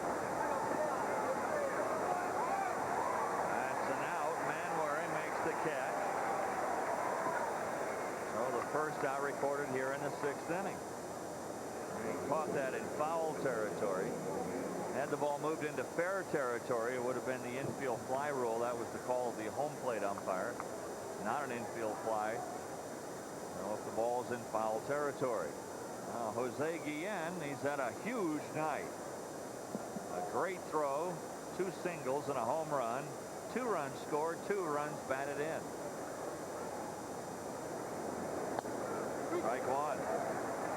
Every starter for the Pirates has hit at least 1 home run. Or excuse me, has had at least 1 hit. Not that bad. Wait a minute. Yeah, 14 hits by the Pirates. At least 1 hit, not 1 home run. They've hit 2 home runs. There go the runners. Throw down to third. Got it! Perfect throw from Manwaring. Kendall caught stealing for only the 2nd time this year. Trying to get the jump. You see Vinny move with the pitch headed to third base. It's a fastball away, and it's an easy throw for Manwaring over the top of the head of Guillen. Now coming right back with it from behind home plate. Good shot, Woody. And the tag and the out. That's a big out. Now a runner at second and 2 outs. 2 balls and a strike. So Manwaring guns down Kendall. Pirates trying the double steal. Wasn't a pitch out, but it kind of worked the same way. Tapped up the middle. Lansing's got it. His throw to first, not in time. Advancing to third, Ward. So an infield single for Guillen. He has 4 hits tonight.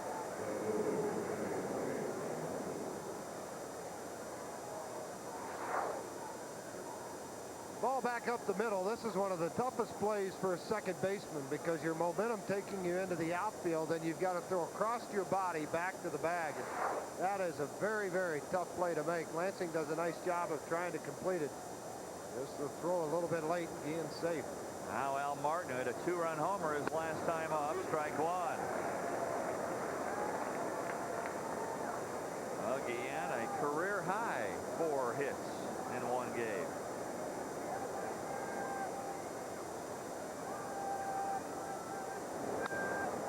Fly ball left field. Bichette drifting back. He's there.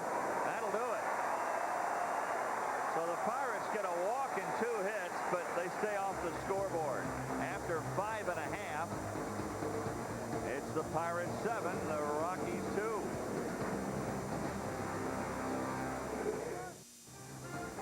Colorado Rockies baseball on Fox Sports Rocky Mountain is brought to you by AutoZone, the best parts in auto parts. By United Airlines. You deserve a higher level of service. That's why United is rising. And by your Front Range Jeep dealers. With George Frazier, I'm Dave Armstrong at Coors Field. The Rockies trailing the Pirates 7-2. They've been out-hit by Pittsburgh 15-6. Here's Ellis Burks 0 for 2.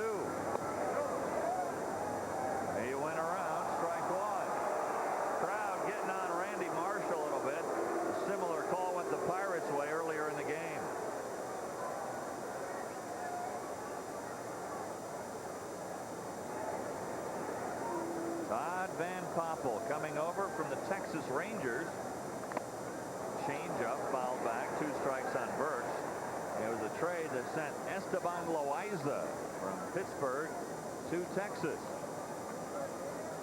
Van Poppel has been with the A's, of course, where he was drafted, the Angels, the Royals, Texas, and now Pittsburgh. Well, I think with Van Poppel, they just took the gamble that he could come over here and maybe renew his career that he had. When he first signed, he was a guy that threw extremely hard. He was 93, 96, had some arm problems, tried to come back from those, but he had to grow up at the major league level. It wasn't that progression that you see a Mark Bronson takes. Yes. It was a progression of, you're in the big leagues, kid. You got to get somebody out. Some are ready to handle that right away. Some, quite frankly, are not, like David Clyde. Then you have a Kerry Wood on the other side who's 20 years old, and he's taken the game by storm. Kerry Wood, another name that comes to mind that handled it beautifully was Dwight Gooden. Yes. When he came to the big leagues in one of the toughest markets, that in New York City, when he came to the big leagues with the Mets. Another guy, Brett Saberhagen, who won a Cy Young Award at the age of 20. Down to the shortstop, Collier. He throws out Burks. Boy, just keeping his foot on the bag. Young, 1 out in the 6th inning.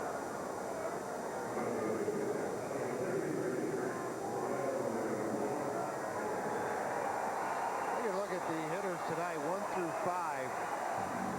The last 6 games, they hit 420 with 9 home runs. Tonight, they're hitting 333 with a home run. That's not bad. Not too bad, but they got spoiled, the crowd and us, a little bit with that the last 6 games with all the home runs. Boy, Walker had a good cut at that fastball, but fouls it back. Walker with a double and a run scored his last time up. Put a lot of thought process as far as announcers and opposing managers to Van Poppel. And once you go into the 3rd trip through the lineup, and he's in it now, Walker got a pretty good cut at a fastball up. By the way, there was some rumors that Walker was being offered to Cleveland for Kenny Lofton. Not true. Not even close to the truth. Walker's never made that offer. Hit hard to left field. Martin going back, looking up, it's gone!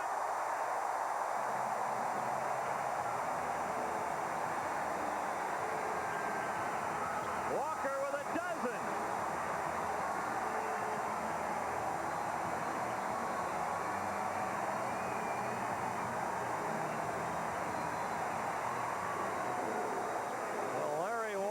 Comes through. Rockies' 2nd home run of the night. They pull one closer. Haskett bar the ball down and away, and he gets it away, but up in the strike zone, and when he does, it's gone. Now watch Van Poppel. He's trying to put that ball down in the outer half. You know, you talked about the Pirates saying he got the ball up in the strike zone when he pitched in Florida. Well, he got it up that time to Walker. Walker took it opposite field, which is a great indication the elbow's feeling better. Walker's put up extremely impressive numbers this year. Really the only thing down, the home runs and RBIs. But his average is up. He has a league-leading 36 doubles, including 1 tonight. His defense has been solid in right field. He's on track to win another Gold Glove.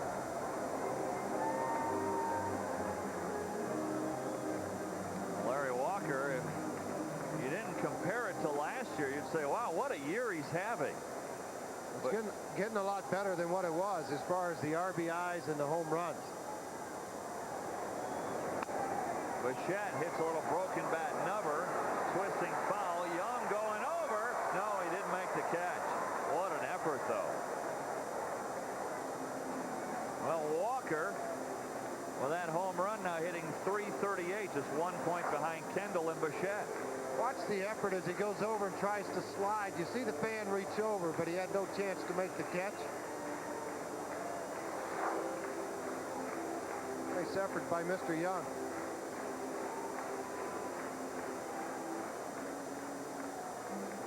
One ball, 2 strikes to Bichette. Bichette with 2 strikes his last time up, singled home Larry Walker. And he stays alive here. Well, you see the National League leaders. Look at this.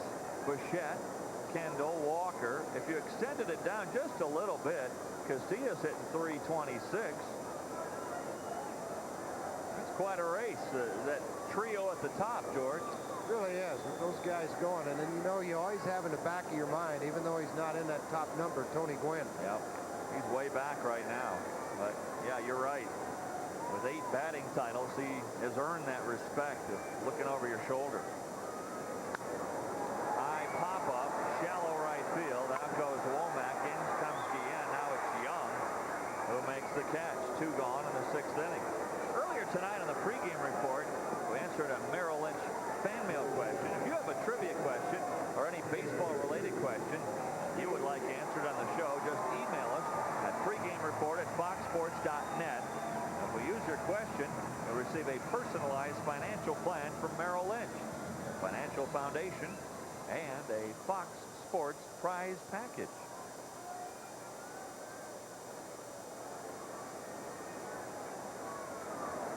Vinny Castilla looks at one in the dirt. Ball 1. Vinny hit number 34 tonight and almost hit number 35. Last time he had a line drive. Martin went back and he took it right at the wall. And now out comes Gene Lamont. He wants to go out and talk to his pitcher, Van Poppel, but he's bringing his trainer with him. He wants to make sure that Van Poppel is okay. So this will not be an official visit to the mound. Van Poppel's had some problems with the arm in time. I'm sure that's what they're checking, although he's showing a little bit of the lower back. Let me take this last pitch. He says he's fine. Tells Angel Hernandez, I'm feel good. Now let's watch the follow through and see what happens. The foul bounced about 10 feet out in front of home plate. Look at, see him cringe a little bit? Looked a little woozy, didn't he? He did. Wow, haven't seen that before. That's his 96th pitch in the ball game. Ken Merker had to leave last night's game. Kind of got a case of the shakes. Well, he got a head cold of it. It was hot yesterday. You know, through the medication that he was taking to help prevent getting some congestion, that it ended up eating him up, and he had to leave the ball game. Inside, 2-1. Rockies still very much a part of this game, trailing by 4, 7-3, despite being out hit 15-7.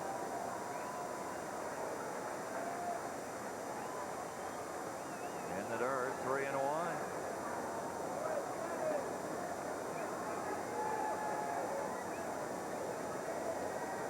George Brett on the Fox broadcast on Saturday felt like Vinny had an outside chance to break Maris's record. And with 1 tonight, he's getting a little bit closer. Swing and a miss. Vinny trailing McGuire, who has 44, and Sosa, who has 38. Vaughn, who has 37, but then Vinny, 1 ahead of Galarraga now.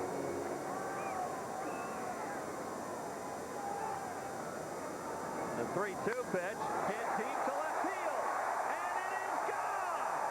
He's done it again.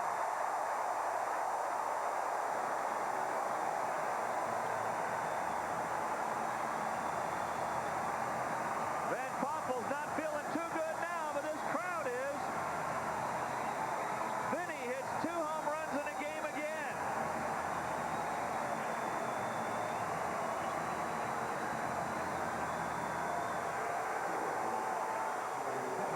Oh man, 35th home run on the year for Vinny Castilla. Same pitch, same location. This one just about 50 feet farther. That one didn't have a chance to get up the tunnel. It was off the facing of the tunnel. Great shot by our cameraman Roger out there down the left field line, following it all the way down to the tunnel. Vinny Castilla with 2 home runs tonight, numbers 34 and 35.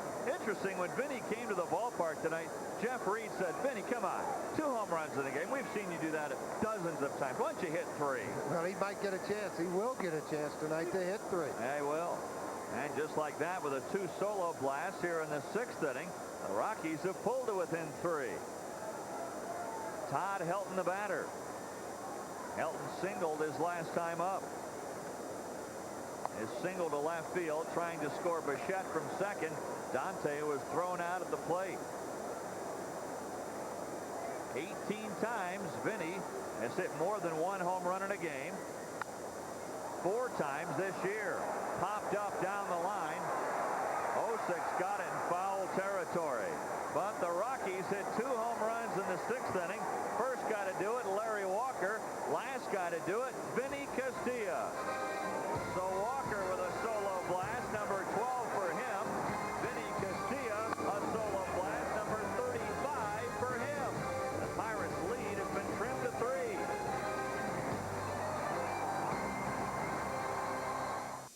Oh, Vinny Castilla, his 2nd home run of the night. That's, by the way, 18 multiple homer games, a new club record. He was tied with Galarraga 4 times this year. He's done it. And a new pitcher for the Rockies.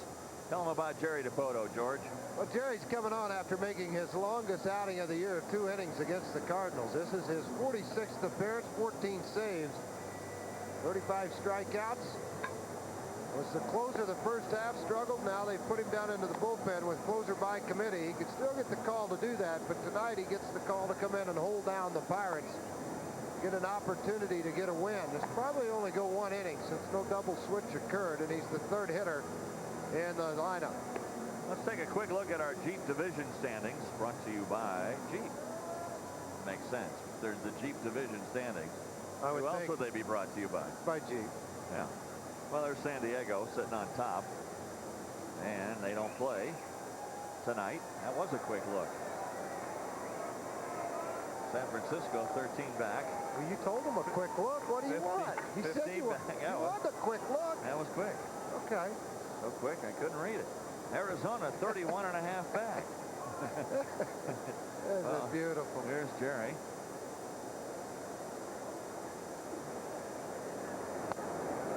There's somebody out there that memorized all those numbers as they came up.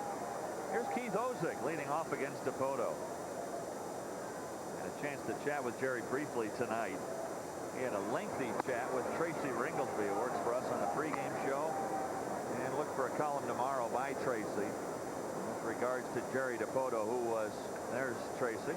In fact, he's probably working on that article as we speak. He talked to Jerry, who was sorely misquoted in the papers after his outing where he came out and kind of went off the mound and wasn't happy with being taken out, and kind of a brouhaha between Dipoto and the ball club and the reporters mostly. And Jerry saying that his comments not only taken out of context, but totally misquoted. You'll get the true story tomorrow in the Tracy Ringlesby column in the Rocky Mountain News.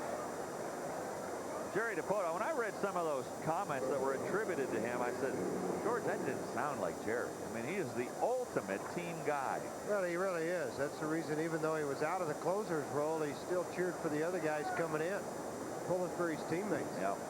He's the best. I mean, folks, as far as character is concerned, you will find none finer than Jerry Dipoto.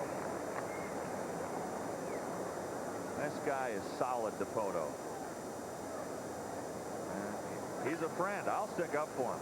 Because I tell you what, he's gone through some tough times this year, no question about it. And we say tough times. He's got 14 saves, only blown 3 saves. That's not that tough. But he's handled it with a lot of class and a lot of dignity. And he hasn't ever mentioned about money and looking at contracts and things like that. He's always looked at the team first. Well, one thing with Dipoto is that he knows as long as he can throw the ball above 90 with a snappy slider, he'll have a job in the big leagues. But it's hard for a relief pitcher to go to bed at night and get some good sleep whenever you've given up a 2-run home run to lose a ball game. Sure it is. Here's Collier. The 1-2 pitch. Hits it out into right center field. Walker. He goes over to handle that one. 2 gone in the 7th inning. Now Mark Smith will come up to pinch hit for Van Poppel. So Mark Smith hitting for Van Poppel. His night's work is done after 6 innings, giving up 4 runs on 8 hits. Van Poppel struck out 2, and to his credit, did not walk a batter. There were 101 pitches in the ball game, which is once he reached that pitch count. I think when he slipped and we saw him cringe with the back, that Gene Lamont had seen enough anyway. I agree. Well, his record will stay intact against National League teams. He's 2-0 lifetime. Can't get the loss in this ball game. Nope. Can only be the winner. Doesn't mean the Pirates will win the game. It just means that Van Poppel can only be the winner. The Rockies come back and win it, it'll be charged to somebody else, the loss.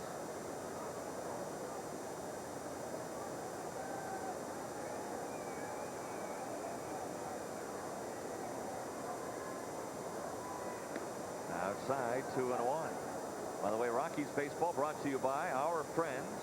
They are friends at Kaufman's Tall and Big Men Shop. Right now they have a semi-annual sale going on with savings up to 50% off on the greatest clothes you will ever find for a tall or big man. George and I feature their clothes here on the Rockies Broadcasting Network. Make sure you bring that tie with you. You like that one? Well, I went by and bought a black coat, so it fit right in with my black coat. You want to borrow my tie? I'm just going to take it. No, you can't have it. Quit looking. Well, you've kind of shaped you up a little bit. Max does a pretty good job over there. Yeah, you came in with just a blue blazer. Now all of a sudden. That's right. Some gray slacks and beige slacks, and let's go get them for 125. Right. And boy, we've shaped you up a little bit. Into center field off the bat of Smith. Burks handles that, and DePoto works a 1-2-3-7. Stretch time at Coors Field with the Pirates leading 7-4. Now, for a look at what's ahead on Fox Sports News after the game, we go to the Fox Network Center. Welcome back to Rockies baseball on Fox Sports Rocky Mountain, your regional home of Fox Sports Net. Jerry DePoto working a 1-2-3 seventh inning. In fact, the first time tonight, the Pirates have been retired in order. New pitcher for Pittsburgh is Elmer Dessens. Elmer Dessens signed as a non-drafted free agent way back in '93. Last year, he spent a full season with the Mexico City Red Devils. First man he faces is Mike Lansing. Good fastball, slider. Got a good arm, can pitch every day. They have found some people overseas or from Mexico, Latin America, particularly with Mexico, that they have got some tremendous talent. They've been able to go and accumulate. Well, they just traded one away too, and Esteban Loaiza fouled away by Lansing. 2 balls and a strike. That's what Doug Melvin, the general manager of the Texas Rangers, made the comment that when they traded for him, they knew they had somebody they could use for 3 or 4 years. Yeah, he's a young one. Loaiza. I think he's like 26, 27 years old. Inside, 3-1. Elmer Dessens from Mexico, from Hermosillo.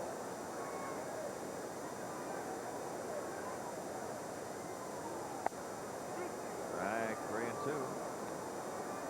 It's kind of a shame for Lansing. He has hit 2 bullets to dead center field and has nothing to show for it. He scalded both of those pitches. Looking up Loaiza, he is 26. This one, a broken bat looper out into left center. It'll drop for a hit. Well, there's a little payback for Lansing.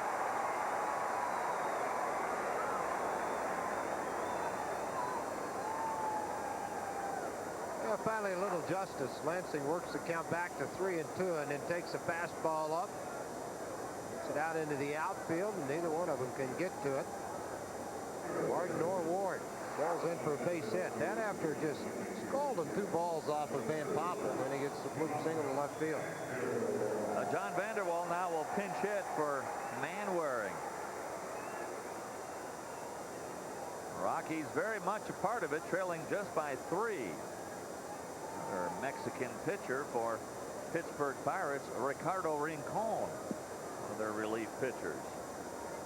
Got some good lefties out in that pen, Rincon and Christensen, and the Braves are interested in either one. Figuring in Pittsburgh that one of those 2 guys is going to be heading to Atlanta before the week is over. All of his home runs coming against right-handed pitchers this year. including one off Greg Maddux. Maddux has only given up 5 home runs all year. Swing and a miss.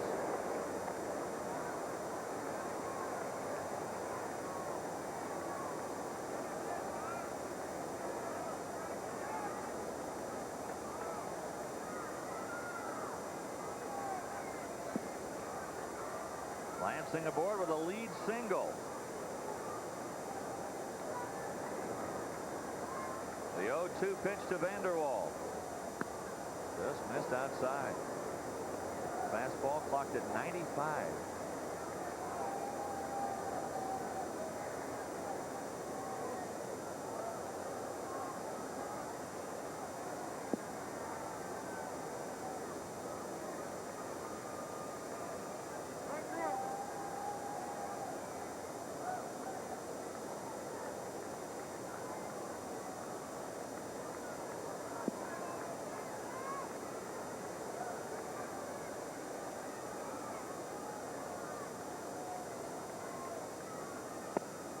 Outside.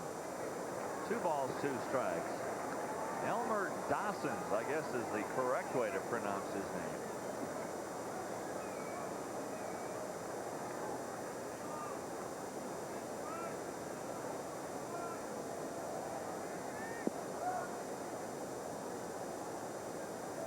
Only 3 games with the Pirates last year.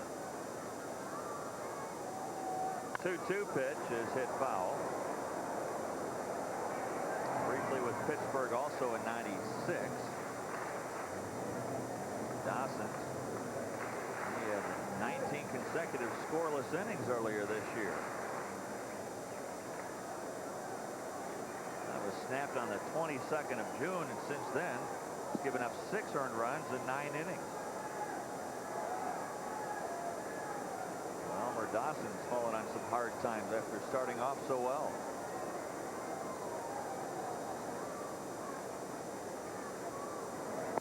2-2 pitch is outside. What a good at bat by Vanderwall. He's fouled off a couple of pitches. He started 0-2 right in the hole, and he's dug his way out of that hole to run the count full. Now we'll see what they do with Lansing, trailing by 3 with nobody out.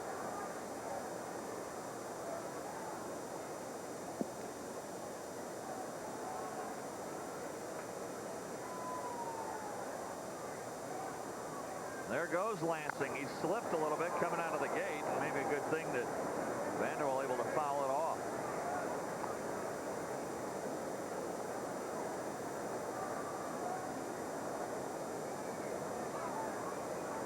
So the battle goes on between Elmer Dawsons and John Vanderwall.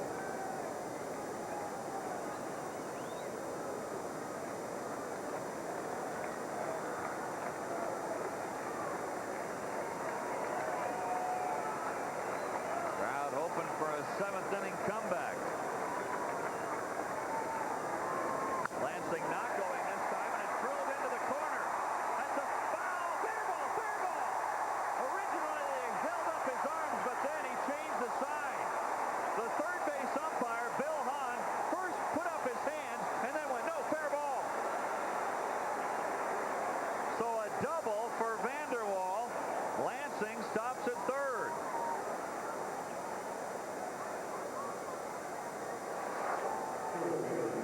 3-2 count into Vanderwall, trying to come with a sinker away, and Vandy does a really good job of going with the pitch and trying to take it down the left field line. I watch the chalk fly as it hits. Ooh. Oops. Whoops. That looked like a foul ball on that replay. Rockies might have caught a break here in the 7th inning. Well, it goes as a double for Vanderwall. And now Reed will pinch hit in the pitcher spot. 2 on in scoring position with nobody out. Ball 1. Boy, what a good at bat though by John Vanderwall, George. It really was, and the Rockies come out with a double and runners at second, third, nobody out. They're only trailing by 3 runs. Base hit will score 2 here, or it should.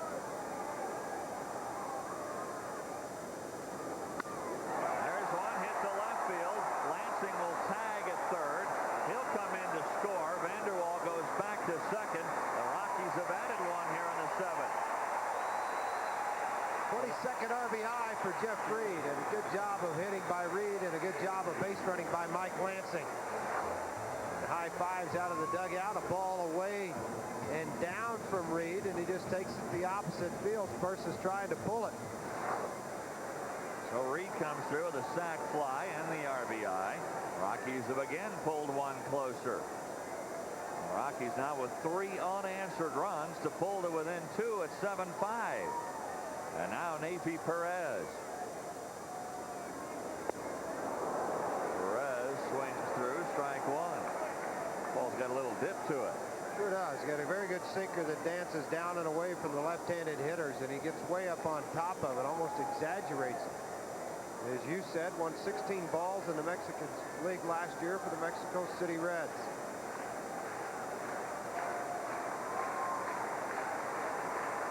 The 0-1 pitch, down low.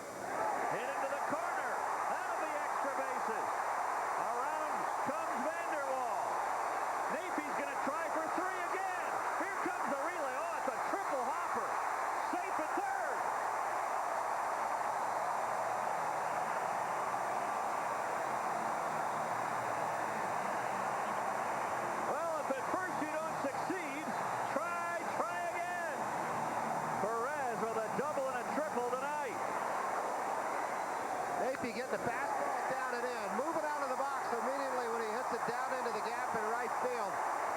He's going to give it another try against Guillen and head for third base. This time the relay from Womack not in time. Neifi ends up safe.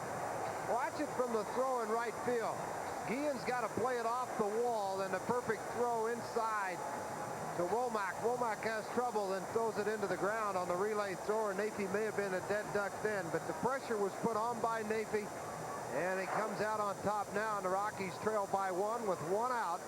And Ellis Burks at the plate. George Key for Neifi to get to third there with 1 out. Now he can score on a fly ball. Well, you like to see the pressure. You know, we talked about in the open, has this ball club slowed down or given up or stopped trying to play hard? That's good evidence of it right there, folks, that it hasn't happened. Boy, the Rockies have really climbed up off the mat in this one. Down 3-0 after 1. Down 4-0 after 1.5. Then they were down 7-2, but have come back now with 4 unanswered runs to pull to within 1. Ellis Burks looks at a strike. The Pirates bringing their infield in. You see how the Rockies have come back since the 2 runs by the Pirates in the 5th inning. It's been all Colorado. Burks looking for his first hit, really trying to get the ball airborne to get Perez home from third. And he will. Fly ball right field. Oh, you're going to test the arm of Guillen. Perez says no, not this time. So Neifi doesn't chance it after being thrown out by Guillen from the warning track at third. He doesn't chance it here.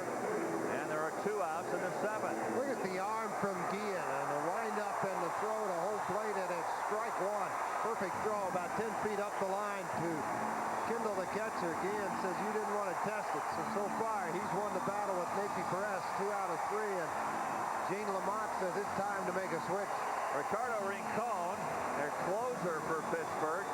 He's been working in the pen, a left-hander, and no chance for Gene Lamont to allow his pitcher Dawson's to face the left-handed hitting Larry Walker. So he goes to the pen, a pitching change, and in comes Ricardo Rincon.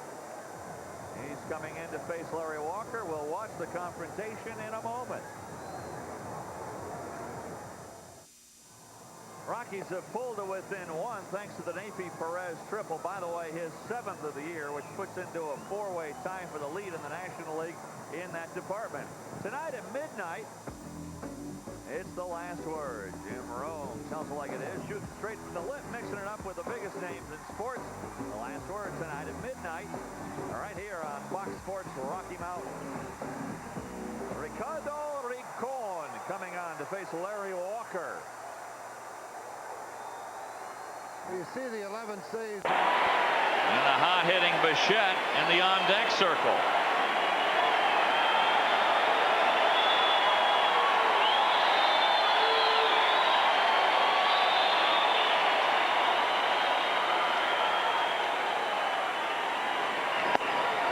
Too high, 3-0.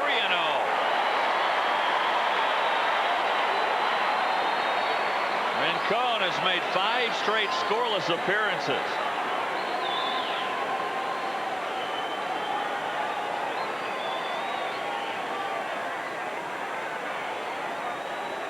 A 3-0 pitch to Walker. I've never seen him swing 3-0 yet.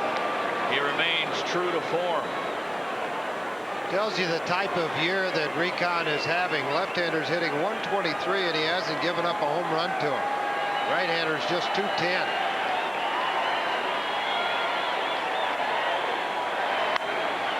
Pops it up, twisting foul, and it's over the dugout.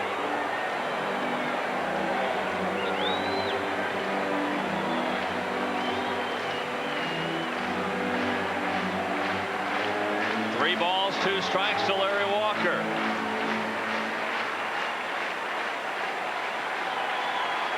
So Rincon and Walker have gone as far as they can go.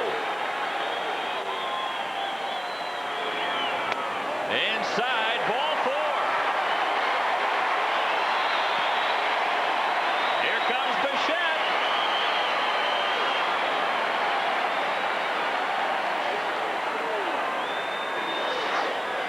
Taking a look at the center field location, you see Kendall set up on the inner half. He has to reach for it. That's the ball, and Gene Lamont headed to the mound. Well, Lamont's not going to let Rincon, a left-hander, face Dante Bichette with Vinny Castilla following. So he makes yet another call to the bullpen. Mike Williams coming in. The wheels are spinning here at Coors Field as Rincon exits stage left, and in comes Williams. And we'll be back in just a moment. Wow. Dante Bichette looking out at Mike Williams to see what he can find out. By the way, Bichette has faced Williams 5 times and has 2 hits off it. Well, you look at Williams' numbers. He's got a 196 earned run average, used mostly as a setup man. He's only been in 11 ball games on the year. He's only given up 16 hits, walked 7, struck out 21. So he's come on now with 2 outs to strike out Dante Bichette. Well, we'll see if he can. Former with the Royals, with the Phillies. With the Phillies mostly, and that's where Bichette faced him. So now Dante Bichette with a game on the line, and that's dangerous for Pittsburgh.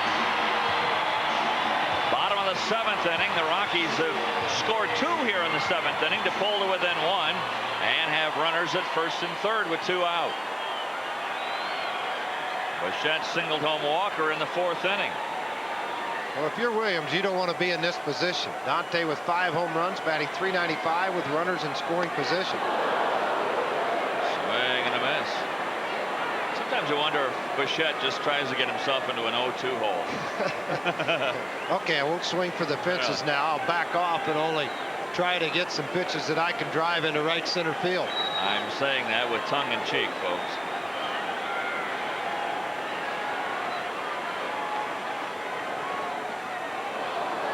Steve Busby move. Have you ever seen that work? Yes, I have. Have you had it work? Yes, I have. You've done that? Sure. Jesse Barfield nailed him. First base. Really? Yeah. Kind of surprised me as much as it did him, I think. It works. Dante wants time. At third base, Nafi Perez. They're by way of a triple. Walker walked.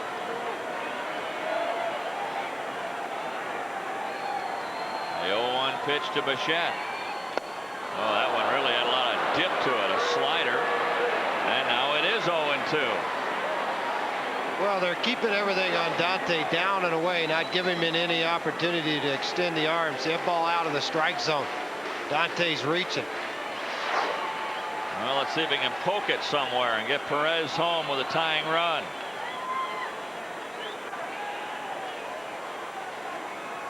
If Williams thinks this battle is over, he better rethink. Kendall's setting way up outside.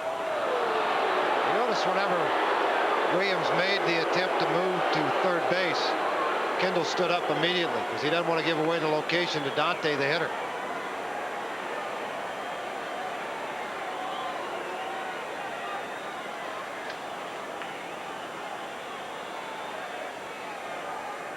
Looking away, and Dante able to foul it off.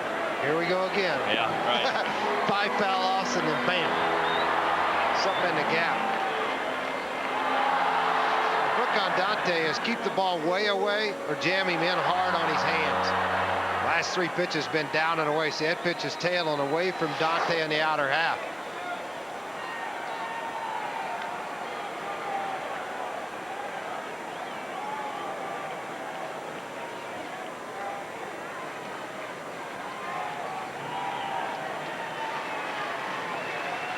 Again, the 0-2 pitch. Kendall goes outside.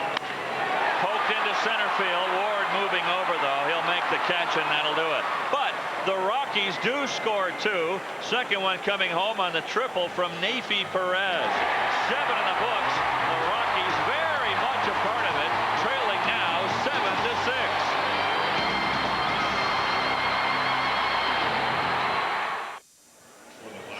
Well, Don Baylor's club has fought back and now trail by just 1, 7-6, with 2 innings to go. Coming up here on the Rockies Baseball Network, we'll have both of the next 2 games against the Pirates right here on Fox Sports Rocky Mountain. Our pregame show starts at 6:30 with Drew Goodman.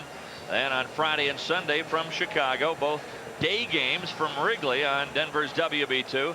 Then back on Fox when we travel to Pittsburgh next week.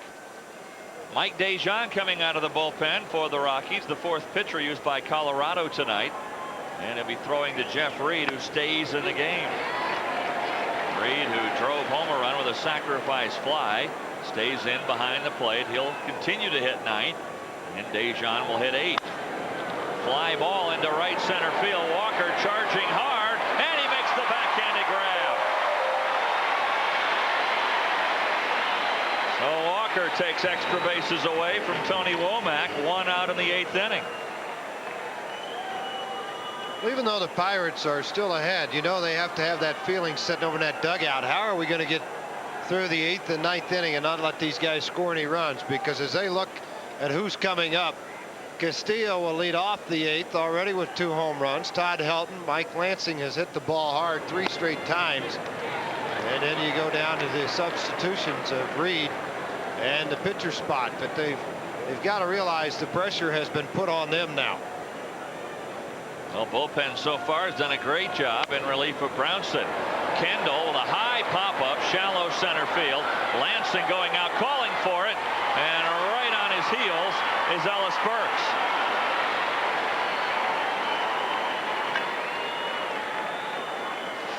Well, you see Ellis Burks charging right here, but you saw Lansing waving everybody off that he was under and had it. And Burks stays right behind him, and you know that's great concentration by Mike Lansing because you feel the touch behind the back of Ellis Burks. You have a tendency to want to move out from under it. Lansing took charge and made the catch. So 2 out in the 8th inning. Bobby Jones danced around some trouble in his inning and 2/3 work, but no score. And then Jerry DiPoto with a sterling inning of relief, getting the Pirates in order, and there are 2 down here in the 8th with Turner Ward at the plate. 2-0 to Ward. You can call the Dinger hotline and schedule a time for your personal appearance or get your own autographed Dinger baseball card. 312-2266. Strike at the knees.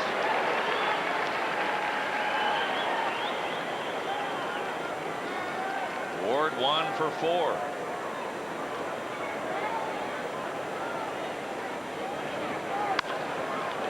Late swing, almost got Jack Lynn, the third base coach. 2 balls, 2 strikes.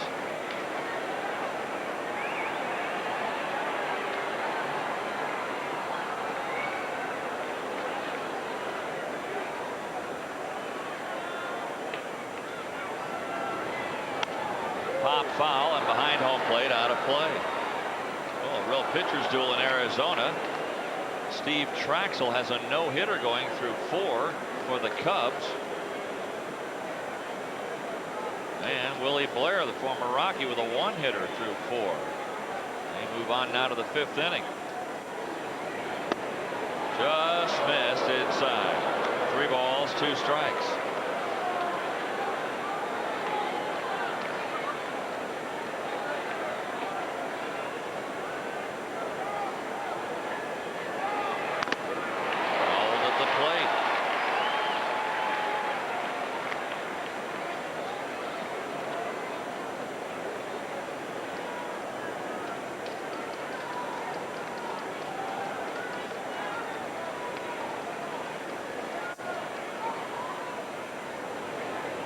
Swing and a miss, and down he goes.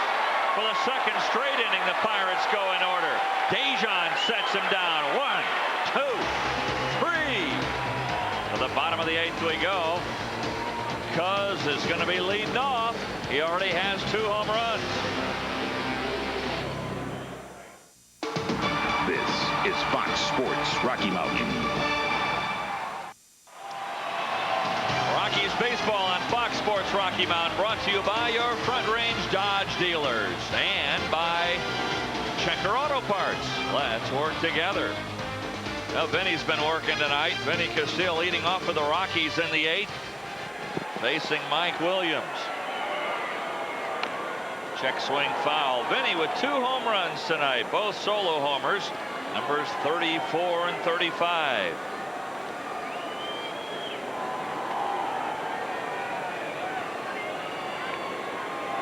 Lifted his average a couple of points tonight.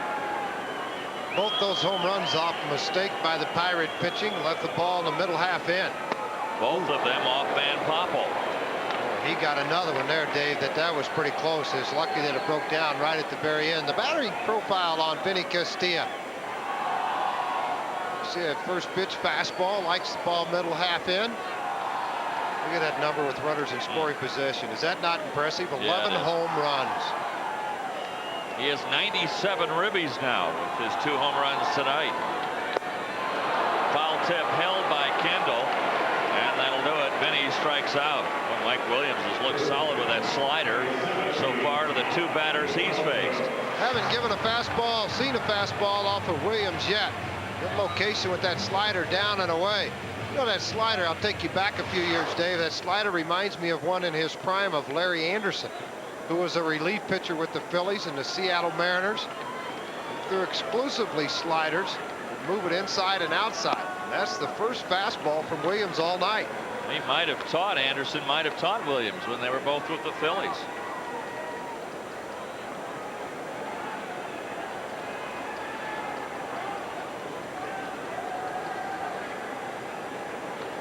Another fastball, and it's out of the strike zone, and it's 2-0. Hey kids, be a part of the Rockies Rookies Kids Fan Club. You can join by calling 312-2-BAT or save shipping and handling charges. You can enroll at Target or the Rockies Dugout Store. Got something special to announce for all you Rocky rookies too. When you sign up, you're eligible for the special Rookies Run the Bases Day at Coors Field, August the 1st. So call for an application. 2-0 pitch way off target. 3-0 to help. Obviously, Williams much more comfortable facing right-handed hitters. Well, I don't think he feels like his fastball is fast enough to get it by the left-handers on the inner half. He just tries to sink it down and away, but he hadn't been able to get it in the strike zone except for that one. That is sinker on the outer half. It's kind of your prototype setup man, Dave. Sinker, slider. Very rarely do you see the change-up, occasional split finger. No guesswork here. He'll try to come right back with that sinker again on that outer half. And Helton rips it, but on the ground to Womack. Over to Young. 2 outs in the 8th inning. And that'll bring up Mike Lansing. Lansing singled to lead off that 7th inning for the Rockies, an inning in which the Rockies scored 2 runs. Lansing single, a bloop single, but he was due after lining out hard to the center fielder Ward twice. Be interesting to see if Williams goes back to that slider. Looks like he is as Kendall sets up on the outer half of the plate. There it is. You know, exclusively to right-handed hitters, they haven't seen anything but the slider.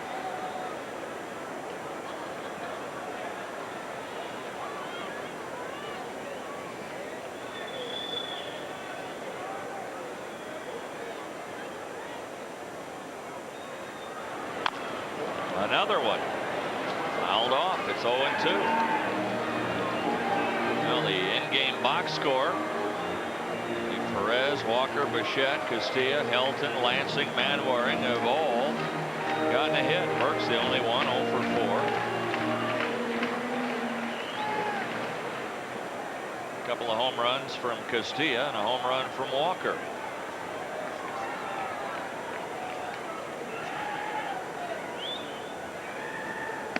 Outside with a slider. Lansing's able to get on. Greg Colbert in the on-deck circle, and Dave Veers warming up down in the bullpen.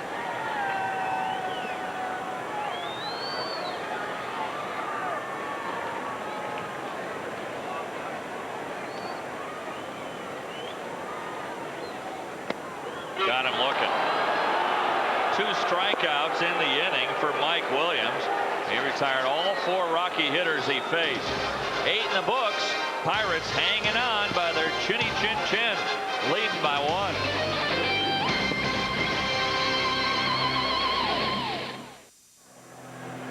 Well, Gene Lamont's club hanging on, leading at 7-6 as we go to the 9th.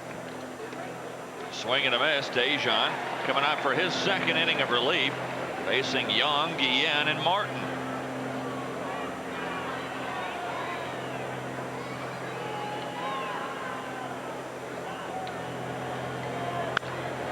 Fouled out of play. Scoreless no more in Arizona. Diamondbacks took a 2-0 lead, and then in the 6th inning, Sammy Sosa hit his 39th home run of the year to tie the game at 2-2. So Sammy Sosa with 1 tonight.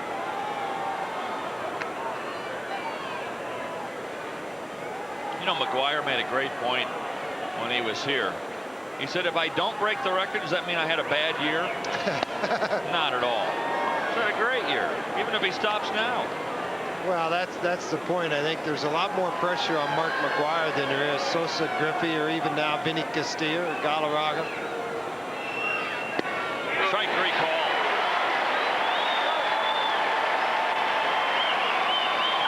I mean, he's going to hit. I think he'll break the record, but even if he doesn't, he's going to have over 50 home runs, George, and he'll be the first player in Major League history to have 3 consecutive seasons in which he hits 50 or more in the same year. Well, how can you say it's a bad year or even a bad career? In the 3 years that he does it, he hits over 50. But I think for Mark McGuire to break the record, I think only one thing has to happen. He has to stay healthy. I agree.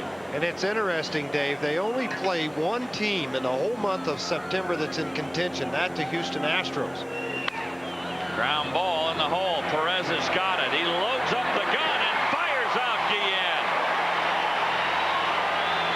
Turnabout fair play by Nafi Perez. Remember back when Guillen threw him out at 3rd on a triple in his first hit. Look at the backhand, and he plants his feet so quick. Gets up, makes it look easy. It's in by about a step and a half. And now Al Martin, right now, his 2-run homer in the 5th inning, the difference in the ball game. Last runs for the Pirates.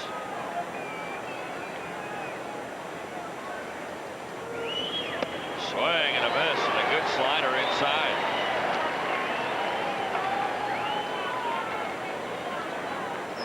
Nine straight have gone down for the Pirates.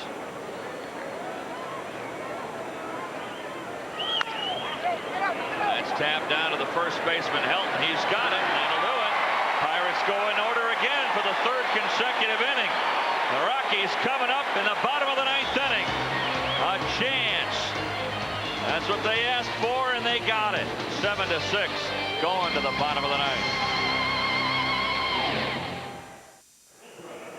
Don Baylor hoping his club can come back. Trailing by 1, going to the bottom of the 9th inning. Greg Colbert will lead off, pinch hitting in what is now the pitcher's spot. He'll be followed by Reed and then Perez. Colburn, a guy who can tie it with one swing of the bat, and there it goes. Deep center field. Ward going back, and it's off the wall. Colburn will be at second base with a lead double. He just missed tying the ball game by a few feet. Well, you almost called it, Dave, when he said he could tie it with one swing of the bat, and he almost does. The deepest part of the ballpark. A fastball on the middle half.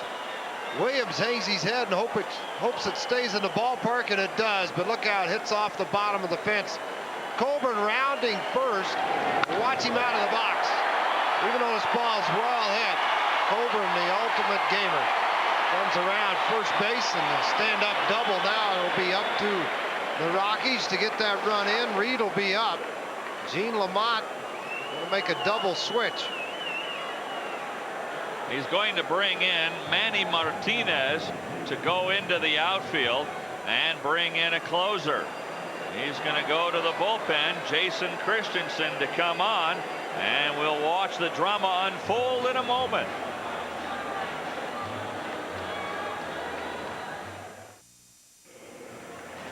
Curtis Goodwin goes into pinch run for Colburn. He represents the tying run at second base with nobody out.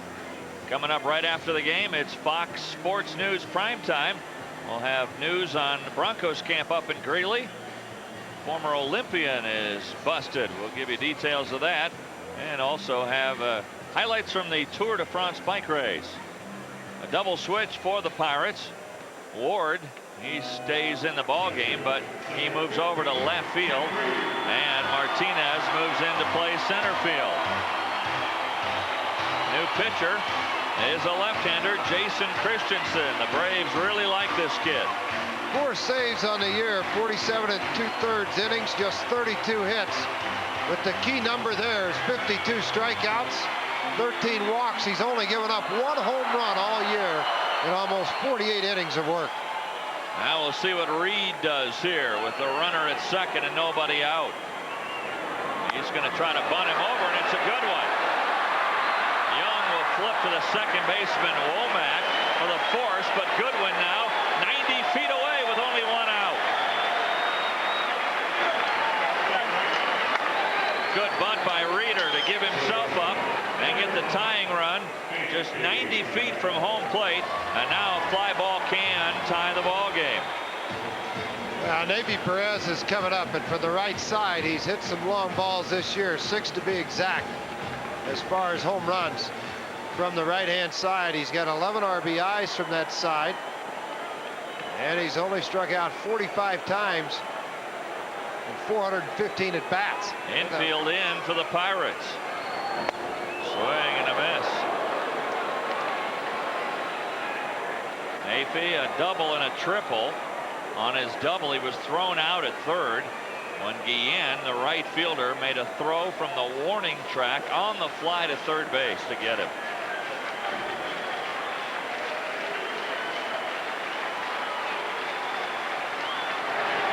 Outside, a ball and a strike. Well, it was Perez who was stranded at third in the 7th inning. He was there with 1 out. Burks at a fly ball to medium depth right field, and Perez didn't challenge the arm of Guillen, who has 12 assists this year. Goodwin, great speed at third base. He and Walker, the fastest guys on the team. Broken bat blooper. It's going to drop. The Rockies have tied it.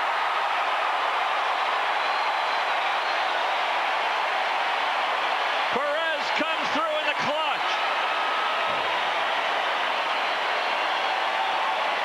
And let's not forget the contribution of Greg Colburn, who led off with a double. Pitches inside on Navy Perez. He just tries to drop the head on it and gets it out over. You see Goodwin freeze at third. And once he sees it's dropped, it's headed home for the tying run. So now the Rockies have climbed all the way back from a 7-2 deficit. Colburn led off with the double. Gene Lamont went to his left-hander. And let's also not forget the contribution of Reed to bunt Goodwin over to third base.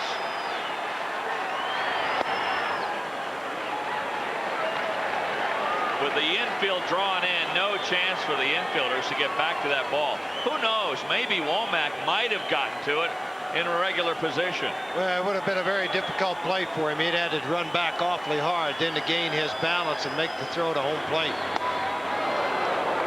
But with a runner at second, if Reed doesn't get the bunt down, then you've got Goodwin at second base. The infield would play back and wouldn't even have to make a throw. But well, that's all a moot point at this project of the night, as the Rockies have tied it 7-7. 13 hits for the Rockies, 15 for the Pirates. And Burks, who is 0 for 4, is down in the hole 1-2. The run charged to Williams. He had retired. First 4 men he faced, and then Colburn greeted him with the pinch double to lead off the night.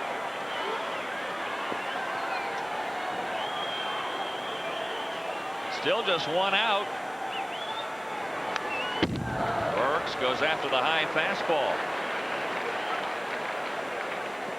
Earlier tonight, Atlanta in 10 innings beat Cincinnati 3-2. Houston walloped Florida 9-1. The Cubs in Arizona tied at 2 in the 7th at the Bob. Here at 7-7.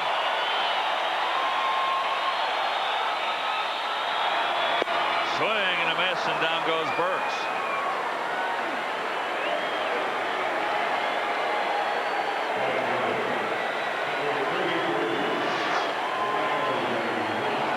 Pretty good cut fastball down and in. It almost looks like a slider on your screen, but it's a fastball that he'll cut away from or into the right-handers, away from the left-handers. He's got 52 strikeouts and 47 2/3, just 13 walks, and as I said, 1 home run. Now 48 innings. Now Walker inside. You saw where Kendall was setting up. That pitch nowhere near the target. Walker, a double, a home run, a walk tonight. A chant of Larry going up from the crowd here at Coors Field, hoping that Walker can end it right here.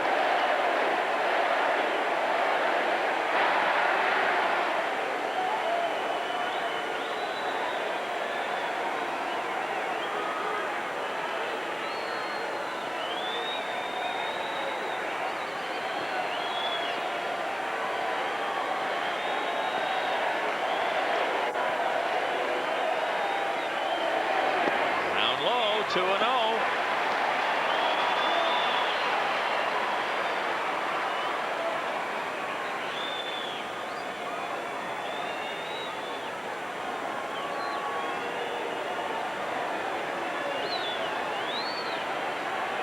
Walker in a great hitter's count. Kendall going outside. Pitch came right back over the plate. Not a lot of difference in the velocity of his slider and his fastball. The slider clocked at 86, the fastball at 88, 89. That's not good. No, it's not good unless you've got pinpoint control. Put it where you want it.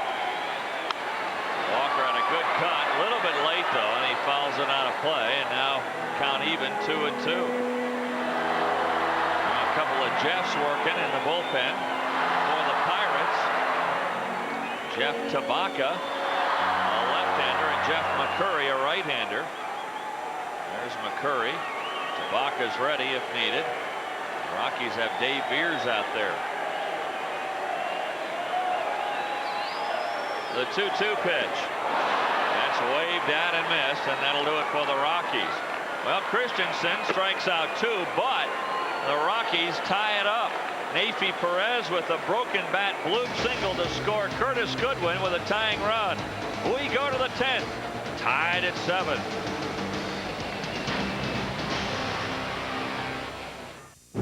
You're watching Rockies baseball on Fox Sports Rocky Mountain.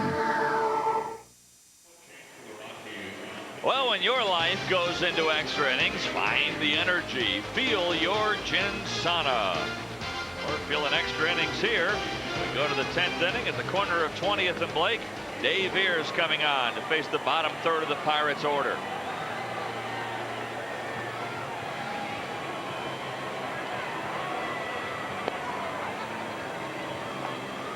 Oh, Veers coming on. He's the 5th pitcher used by the Rockies. See his numbers on the year. The Pirates this year are 3-6 in extra inning ball games. The Rockies are 4-4, 2-2 here at Coors Field.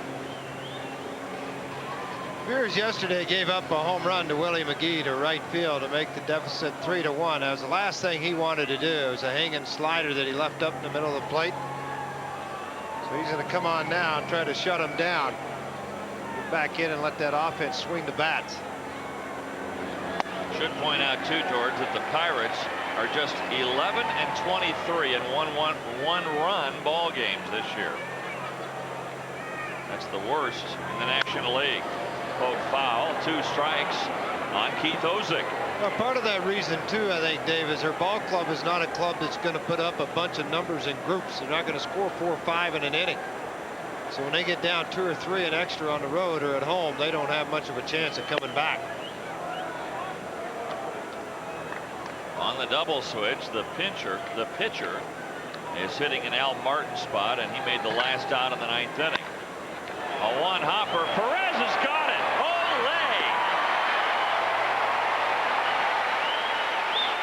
Oh, what a play by Nafee.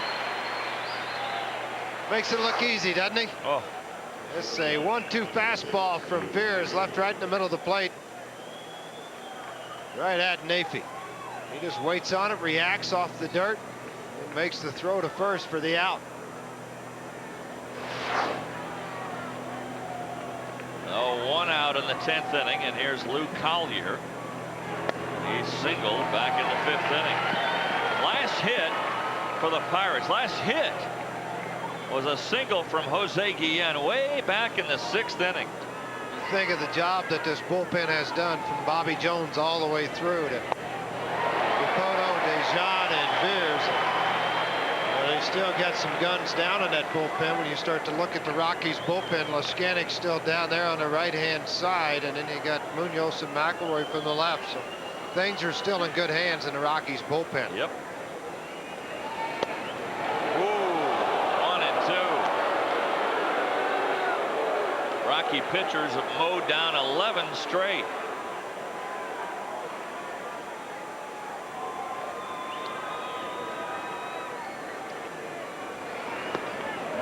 Another ball, and it's 2-2. Looking ahead to the bottom of the 10th inning, it's Bichette, Castilla, and Helton.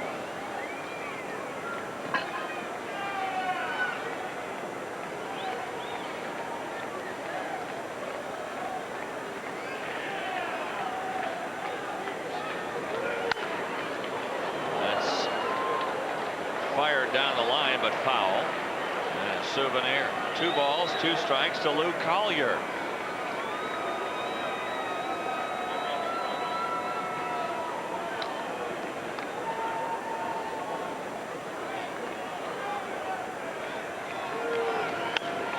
Pokes it out to Veers. He's got it. 2 gone.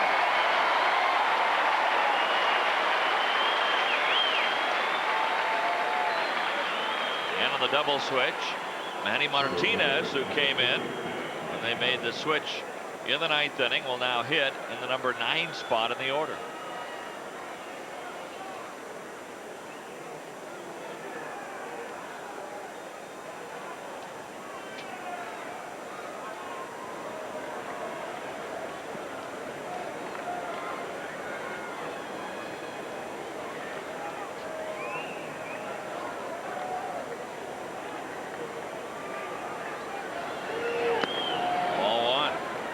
Bullpen has done the job for the Rockies tonight. Look at that, 12 straight. 5 in the 3rd innings, just 3 hits. All 3 of those hits off Bobby Jones. You look back now, George, that play at the plate to nail Keith Ozick. That's huge in this ball game. That happened back in the 5th inning. Well, it really was. And you think of the play that maybe Guillen made too at 3rd base on Nafee Perez. There's another run. Al Martin's throw to get Bichette at the plate. 1 ball, 2 strikes to Manny Martinez.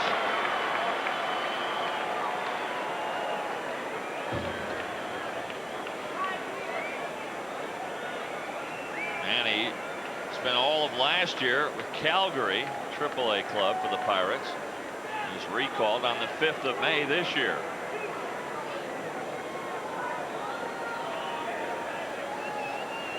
He's also been with the Mariners and with the Phillies. Swing and a miss. Right now, he's with the rest of his teammates in the dugout. Dave Beers gets the side in order. Dante Bichette, he'll lead things off for the Rockies in the bottom of the 10th. He'll be followed by Vinny Castilla, who has 2 home runs tonight. Fox Sports World is the home of Juventus's Zinedine Zidane, one of FIFA's top 10 players of the year. Zinedine Zidane has broken through. Call 1-800-FOX-WORLD if you want 24-hour exposure to the world's best players. Well, Don Baylor's club has come all the way back, trailing 4-0, trailing 7-2, now 7-7, a chance to win it in the bottom of the 10th. And it's Bichette, Castilla, and Helton up. And you'd love to win it right here because the Pirates in the 11th have the top of their order up.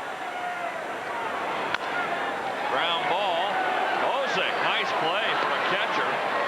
He made that look pretty easy.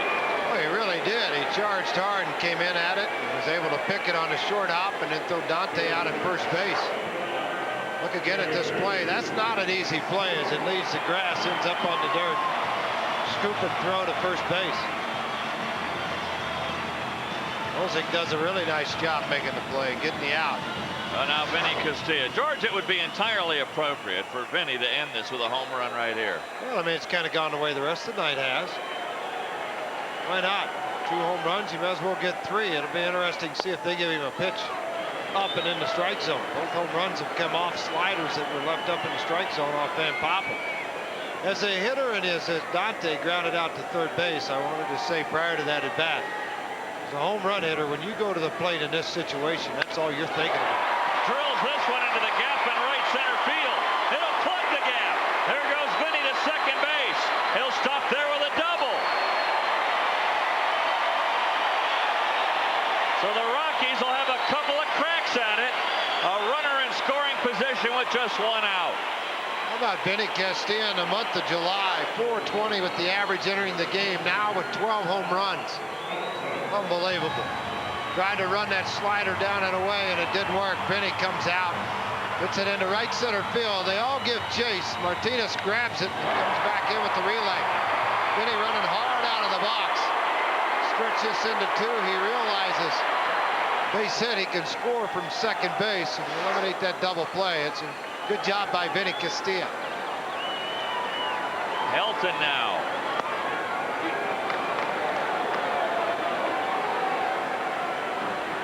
Strike 1 to Helton. His single back in the 4th inning.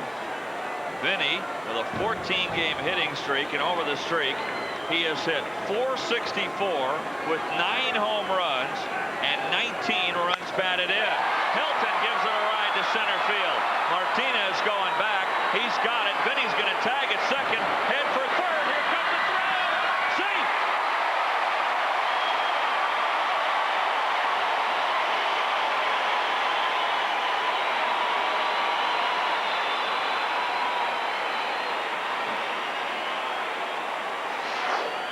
Watch Vinny tag up at second base. He's going all the way. He leaves the bag in full stride. The inside slide into the bag. No time for the tag for Vlasic at third base. Martinez a little bit upset that Castillo was able to take the bag, and you may be wondering at home saying, why in the world would he go? Well, you got all kinds of positives that can happen. Wild pitches. Well, they're going to walk Lansing intentionally, and then they're going to have Christensen face Abbott. Dave, it's funny. I remember a ball game in 1993. We were doing the Twins broadcast. Lance Parrish was the catcher from Detroit. Threw it over the head of Parrish off the wall. Twins won the ball game in an intentional walk. So anything can happen at any time in a ball game. Looking strictly at the numbers, Lansing 2 for 4 off Christensen, where Abbott is 0 for 3. And now Gene Lamont's going to go out and have a chat with Christensen. The winning run at third base. Lansing really kind of meaningless over at first. I don't mean that him personally. I just mean his run. His run doesn't mean a thing over at first base. You look at Christensen's, some of his numbers versus right-handers, 198 with a home run. And look at the average runners in, or runners on base. They're hitting 220 off of him now. So it'll be up to Abbott to go out and try to produce. Get a base hit for Don Baylor. The last extra man to come into the ballgame for Don Baylor. Everyone else has been used. Vanderwall with the big base hit, Griffin with the pinch run and the score, Reed with the sacrifice fly, and Colburn with the double. They've all contributed off the bench tonight. Now it's Abbott's turn. Still got Darryl Kyle. He's hitting 286. Yeah, well, you can always turn to that. Yeah, if you had to.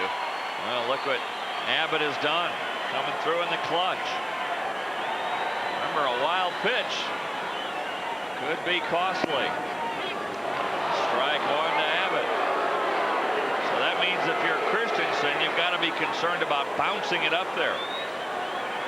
And it does give you a little bit of a comforting feeling as a pitcher to know that you have Kendall behind the plate, because he will try to block it and keep it out front of him. You're right. But yet you still must be very careful with the winning run at third base. Down low, 1 ball, 1 strike to Abbott. First and third, 2 out, bottom of the 10th, 7-7 score. Vinny representing the winning run. A 1-1 pitch to Abbott. Swing and a miss. Well, he wasn't going to get cheated on the swing. Remember something, too. Anytime you got a slow roller in the infield, if Abbott's able to do that, or if that happens, he has great speed, and Lansing with better than average speed at first base. It'd be tough to get the force at second and to throw out Abbott at first. Inside, 2-2.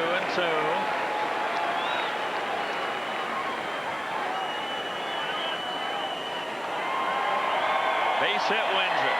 Simple as that. And as hard as that.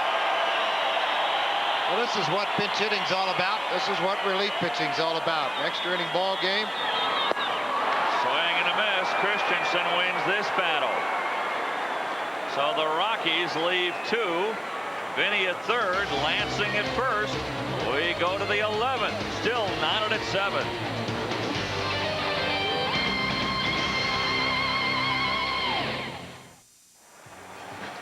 Gene Lamont forcing the hand of Don Baylor by intentionally walking Lansing. That brought up the pitcher. And then Don Baylor forced to use Abbott in the place of Beers. And so now the Rockies have to use another pitcher out of their bullpen. Here in the 11th, Chuck McElroy. 49 innings pitched, just 39 hits, 41 strikeouts, and 14 walks for Otto Chuck. He's been outstanding on the year for the Rockies. Chuck has been very tough on left-handed hitters, on right-handed hitters. Whereas the left-handed hitters have hit for a higher average, and it's tough to explain because he has a very good slider. And it's tough on the left-handers, but left-handers are hitting 274, right-handers just 196. George, important to keep this guy off the base paths. 40 stolen bases. Strike 1 to Tony Womack.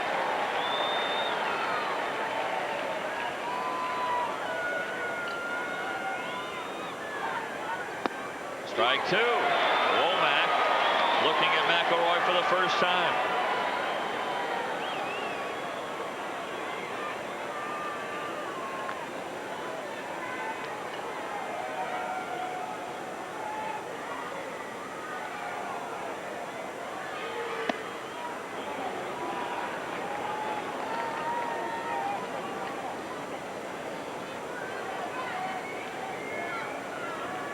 The 1-2 pitch is slap foul and out of play.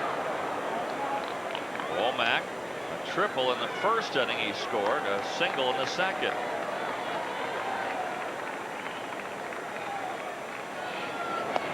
Did he go? Nope. 2 balls, 2 strikes. Well, I would think in this situation, Dave, all he's trying to do is slap the ball on the ground off Chuck and try to run it out, beat it out the plate. You see him very hesitant.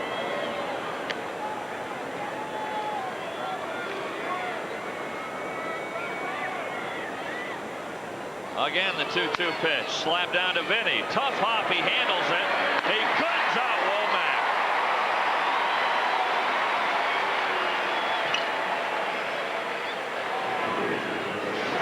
You don't realize how tough a play this is because of the pressure, the speed of Womack puts on your defense in the infield. Vinny gets it, throws it to first, and still that's normally just an easy out for Vinny, and Womack's out by about a step and a half.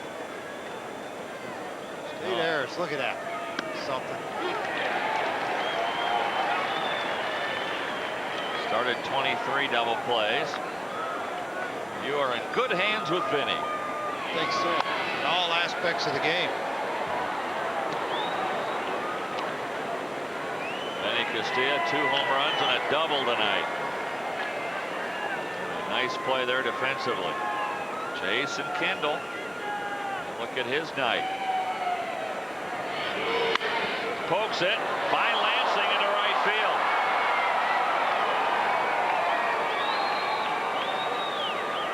Third hit for Kendall to go along with his 2 walks.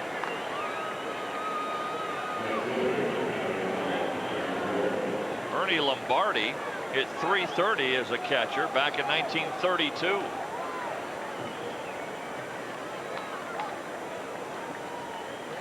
Jason Kendall. He's hit close to .340 now. Now here's Turner Ward.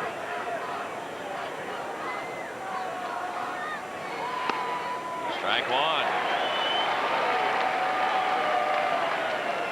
Kendall is hitting .340 and leading the National League. Tough for a catcher to win the batting title. It really is, because of the wear and tear more than anything on their bodies of squatting every day for 9 innings.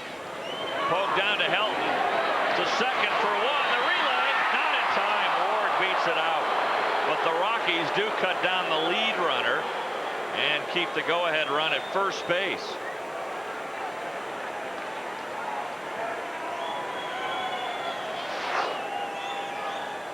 Ground ball to Todd Helton, being on the left-handed thrower really helps him on the throw to Nafee. Nafee with the quick toss back.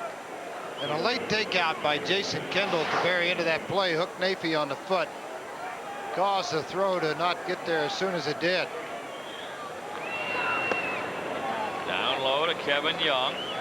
Young 1 for 5, his single back in the first inning.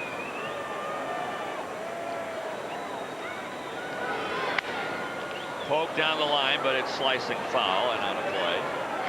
1 ball, 1 strike.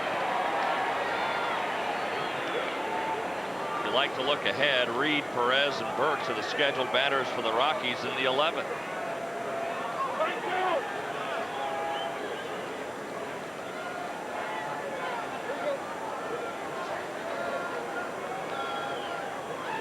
The 1-1 pitch to Young first. They'll look back at first.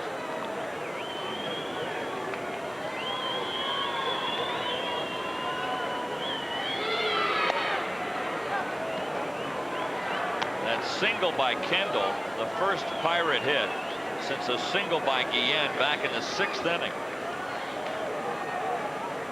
14 straight have been retired. Poke foul and out of play. 2 balls, 2 strikes to Young. Well, the bullpen did what it's asked to do, Dave. They held the opposition down after the 5th inning.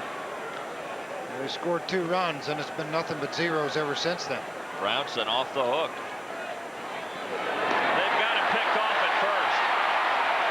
Helton will tag out Turner Ward.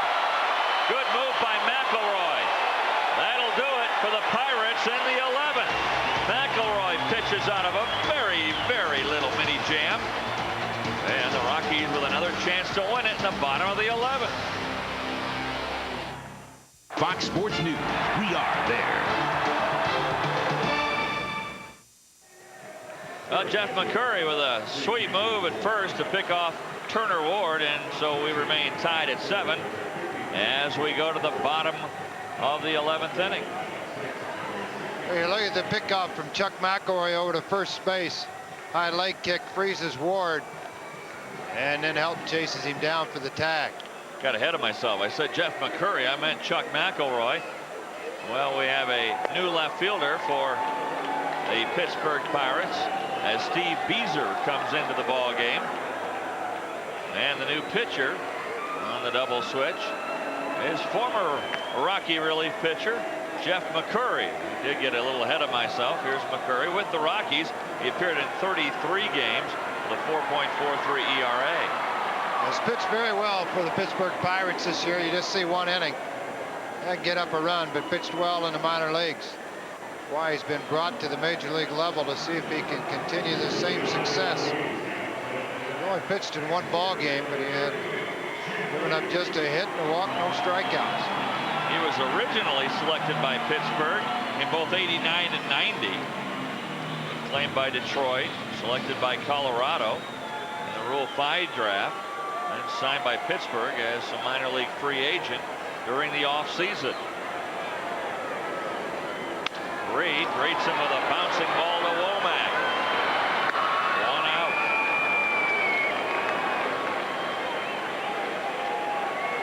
Well, guess what?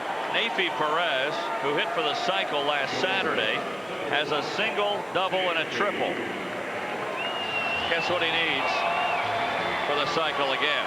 Yeah, how about that? Wouldn't that be something? A game-winning home run if he does it. Well, he has 2 RBIs tonight, too. And if he does it again, maybe a tip of the hat to Guillen and Wright for throwing him out at third. Oh, really? Could have had 2 triples. Absolutely. And the Rockies probably would have had one more run. You're right. Pops this one up. Unless the wind really gets it, it won't be a home run. 2 outs in the 11th. It's getting late, isn't it? Well, Ellis Burks, he's due. 0 for 5 tonight. McCurry making it look easy against his former teammates.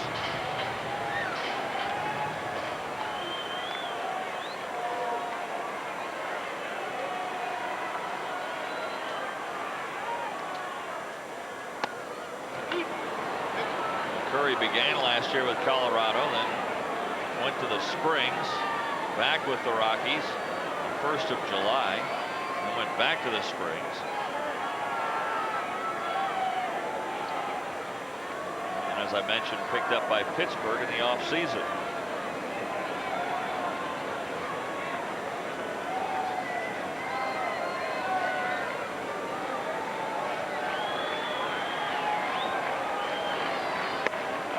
Strike 2.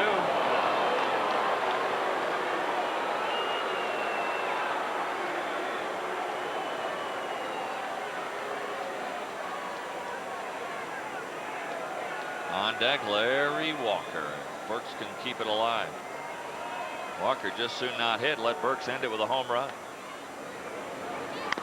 Foul ball. He stays alive at 0-2. McCurry, born in Japan.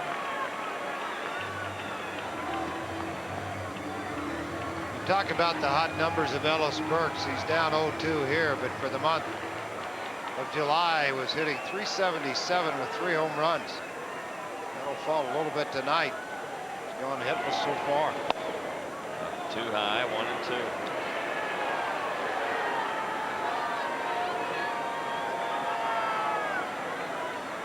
Outfield deep and straight away to Burks. Cut down a double if they can. 2-2. Sammy Sosa has hit another home run, a grand slam. Cubs now lead 6-2 in the 8th inning. Sosa 6 RBIs tonight and 2 home runs. His second tonight, his 40th of the year. 2-2 pitch is too high. So Burks has climbed out of a hole. He was down 0-2.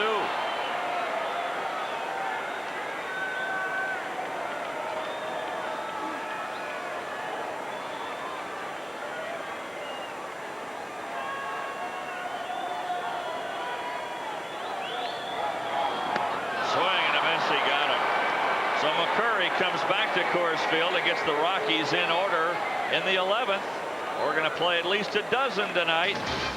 7-7 our score as we head to the 12th.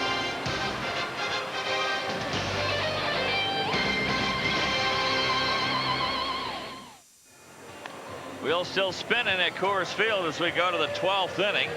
Pirates and the Rockies deadlocked at 7. The Pirates probably thought they had this one sewn up, leading 7-2, but the Rockies crawling back into it, powering their way back into it behind 3 home runs, 2 from Castillo, 1 from Walker. And now the Rockies go back to their bullpen again, which has absolutely been superb. And they pluck out Curtis Leskanic in relief from Chuck McElroy. Well, Chuck did a nice job, as did the rest of the bullpen. They'll turn it over now to Kurt Leskanic to come in and try to get the win in the ball game. 47 1/3 innings, 46 hits, 33 strikeouts. The one high number would be the walks at 28. Has pitched very well of late. Leskanic has gotten 2 saves on the year. 399 earned run average, 4-3 record. And you look at the comparison of the 2 bullpens tonight. The Rockies were 6 2/3 innings, just 4 hits. And Pittsburgh's bullpen allowed the Rockies to get back into this ball game. So Frank Funk's bullpen doing a great job here tonight. Kevin Young to lead off the 12th inning for the Pirates. He'll be followed by Guillen and then a pinch hitter, Beezer. Beezer, who came in on the double switch. Back up the middle, lead single for Young. Well, the 12th inning has really been good luck for the Rockies this year. Rockies have won 2 games in the 12th this season.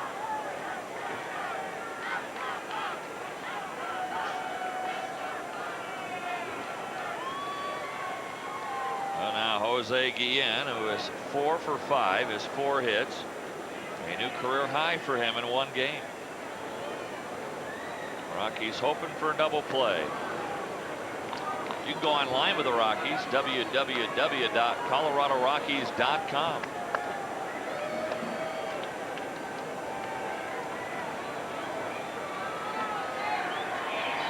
A bunt attempt, taken for a strike.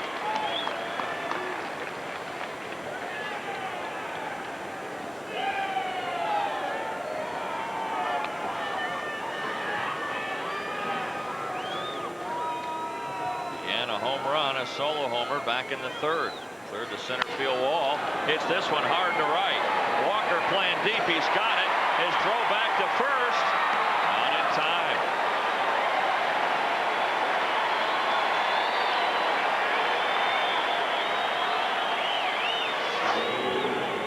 Watch the catch of Larry Walker and the throw back to first base. Just almost in time to get Young. The ball was hit. Young was gone. He had to sprint back in a hurry to get back to first base, beat the throw from Larry Walker. And now here's Steve Beezer.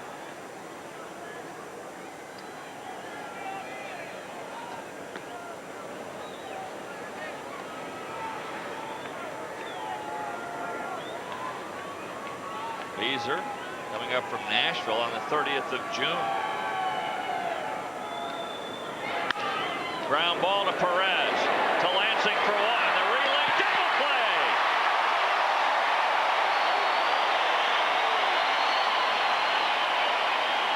Perez and Lansing turn it. And the Rockies have a chance to win it in the bottom of the 12th with the heart of the order coming up. Walker, Bichette, and Castilla.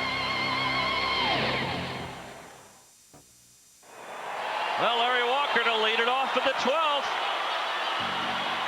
Walker with a home run and a double tonight.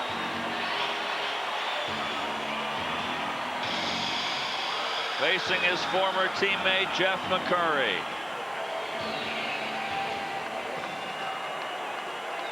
McCurry sent the Rockies down in order in the 11th. Line drive and almost knocked over Collier, but he's got it. In self-defense, he makes the catch.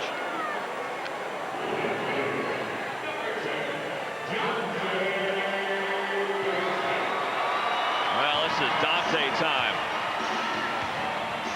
Late in the ball game, game on the line. Couldn't ask for anybody else better to be up there, except maybe that guy behind him, Vinny Castilla's got 11 of 12 home runs now. And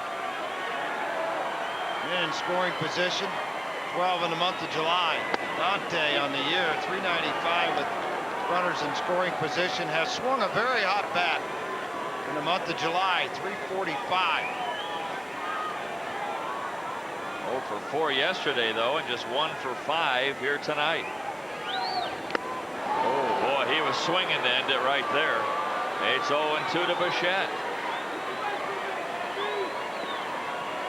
2 home runs from Vinny, 2 home runs from Sosa. For Vinny, 34 and 35. For Sammy, 39 and 40. Ripped, but foul. Well, he jumped on that inside fastball. Well, against this guy, they are combined 500. Walker hit it as hard as you can. Almost knocked over Collier.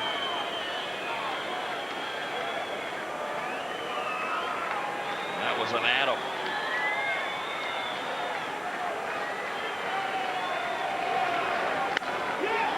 Line drive right at Osick.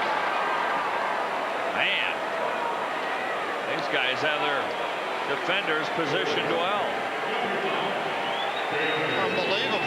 2 line drives in a row from number 3 and number 4 hitters in the line, and you look at this one. Right at Osick, the former catcher, squats to make the out. First time McCurry has ever retired Bichette.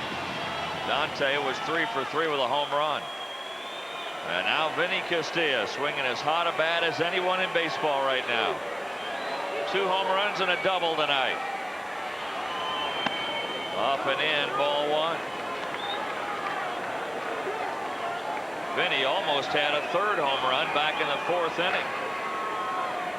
Ball was caught by Martin right at the wall. Ooh. 1-1. You hang a slider about right now. Yeah.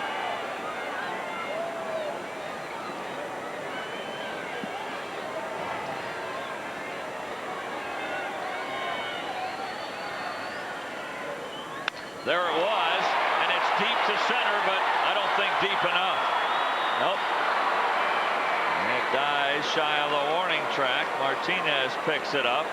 McCurry escapes the hanging slider, and 2 line drives in the 12th. We go to the 13th. Will it be lucky for the Rockies?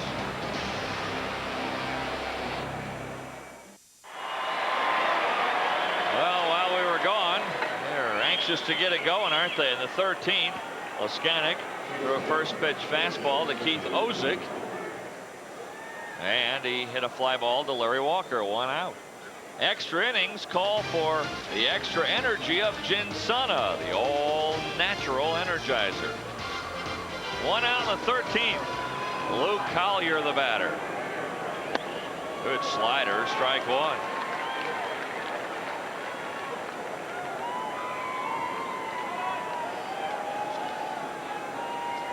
Collier, 1 for 5.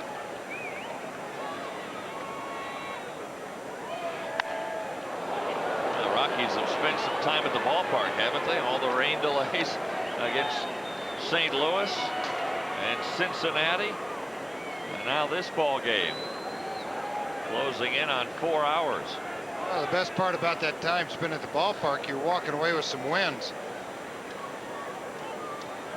A rain out of 1 game, a day-night doubleheader split against the Reds. Both games won by the Rockies. 2-hour and 47-minute rain delay on Friday night, a game won by the Rockies. And then yesterday and Saturday and again today, no delays by Mother Nature.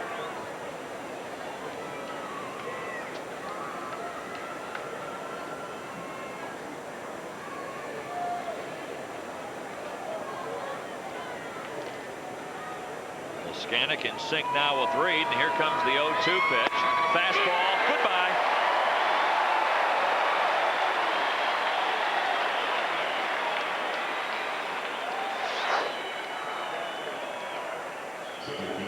Fastball on the inner half. Leskanic has shown such a great slider in recent outings. Look at it from overhead, right on the inner half of the plate, strike 3, locked him up. So 2 out in the 13th. And Manny Martinez, he struck out in his only at bat in the 10th inning.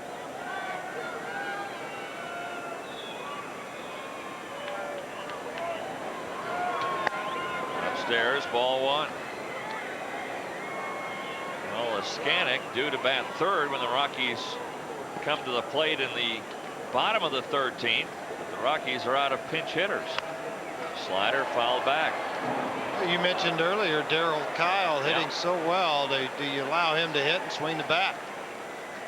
It's a good question. It's one Don Baylor's going to have to answer for us in the bottom of the 13th.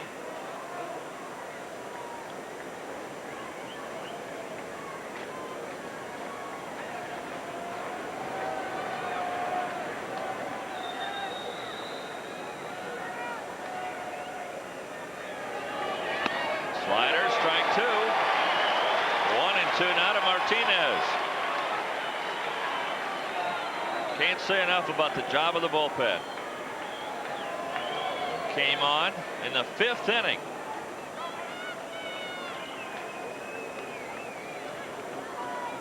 Bullpen has given up just 5 hits, no runs. Boy, Leskanic painting the corners now. 2 balls, 2 strikes.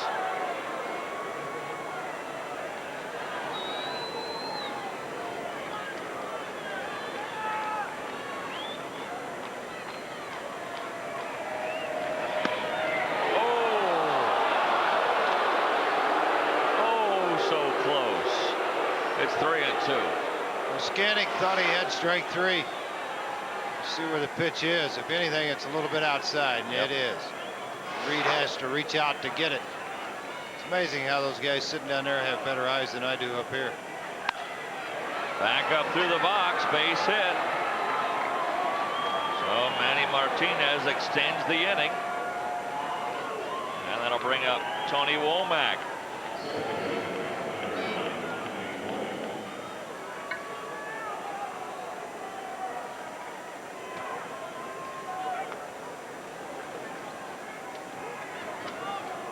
Womack 2 for 6, batting for the 7th time in the ball game.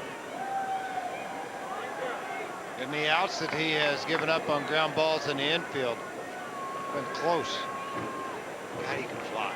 He really can pick him up and lay him down.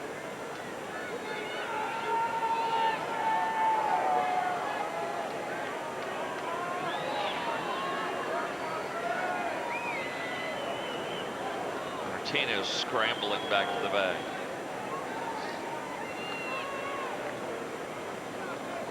Everything in baseball final except this one. The Cubs beat Arizona 6-2. Martinez took a couple of steps towards second and stopped. Taken for a ball, 1-0 to Womack. 2 home runs for Sosa tonight. He has 40. His second home run, a grand slammer to win it.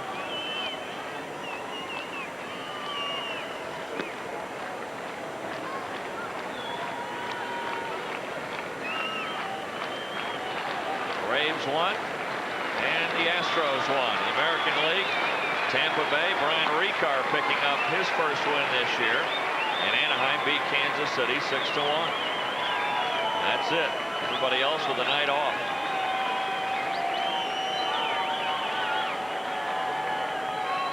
1-0 pitch is lifted into center field. Burke's going over. He's there. That's it.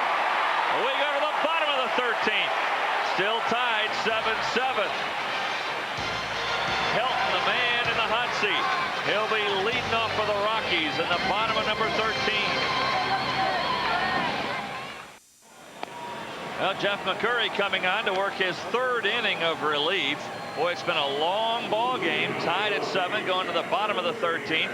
George Frazier even giving our camera guys some relief.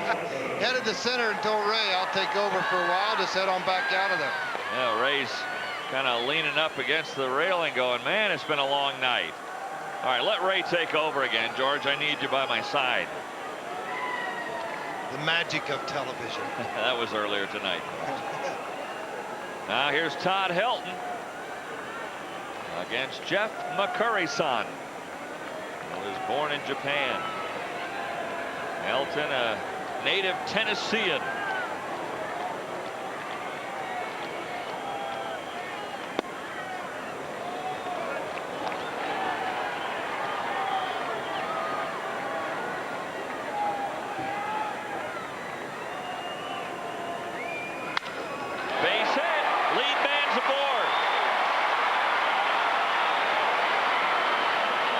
So Helton representing the winning run. He's on base.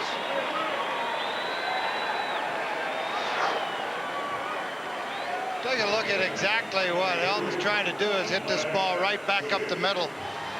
Does a nice job of it. Right through the wickets. Wow, would have made that save. You think so? Yeah.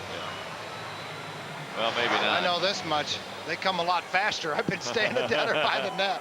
Ooh. I don't know how he does it. Well, here's Lansing. Lansing looks at a strike, and guess who's moved into the on-deck circle? We've been talking about it. Darryl Kyle. He took extra batting practice today, I guess, just in case. Well, here he is in the on-deck circle. Kyle hitting .286.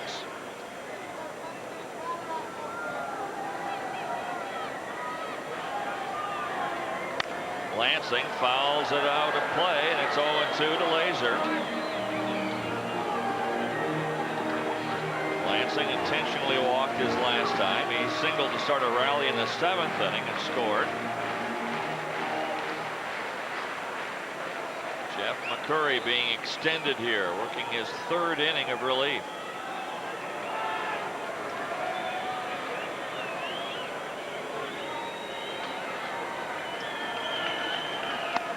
Strike 3 call.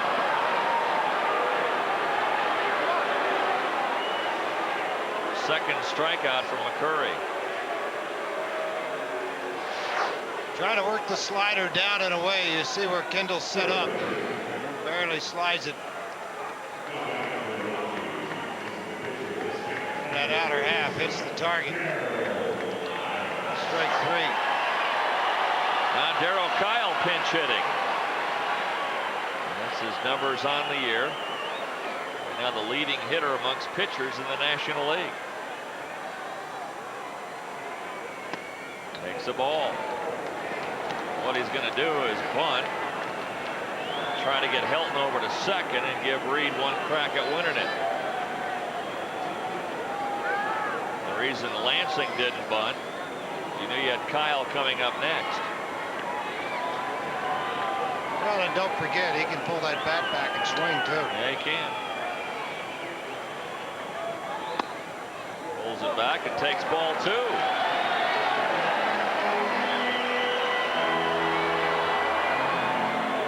Gene Glenn flashing the signs. Rockies have got to win it here in the 13th, George. My scorecard only goes 13 innings. Well, I just reached in the briefcase and grabbed one more out, so I... preparing in case we have to go forward. Takes a strike this time.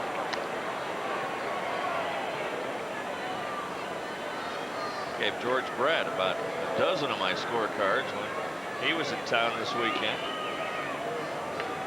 He did a good job Saturday, really did. Yeah, he did. First time up in the booth, enjoyed listening to him. I listened to a couple innings. I knew he'd be good.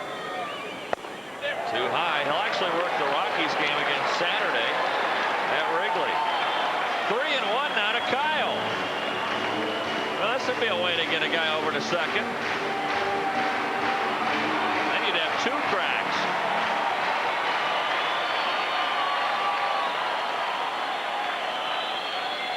And here's where Kyle has to be selective. Yeah, you want to get the bunt down, but if it's out of the strike zone, pull it back. He pops it up. Kendall makes the catch, and Helton frozen at first.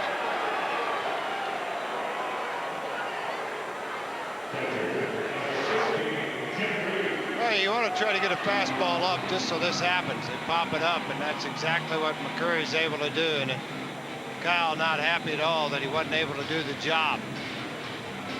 Very disappointed in the job. You see the bat come down, very upset with himself that he wasn't able to advance the runner. Now Reed. Helton at first base.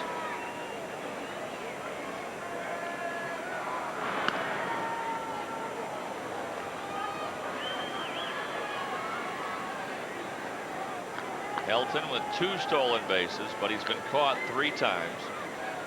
You'd like to get him down to second. So Reed could score him with a base hit. Outfield so deep, it'd be tough to score him even on a double. Outside, 1-0 to Reed. Look how deep the outfield is. They're only 10 paces away from the warning track. In a right field, Guillen almost on the warning track. Well, what you don't want to have happen is get the ball hit over your head. Keep everything out in front of you, and you get it into the relay people and try to cut that runoff at first base. Reed would like to hit it over their head up into the seats. Well, let's go home. 7-7, bottom of the 13th. Fox Sports News primetime right after the ball game.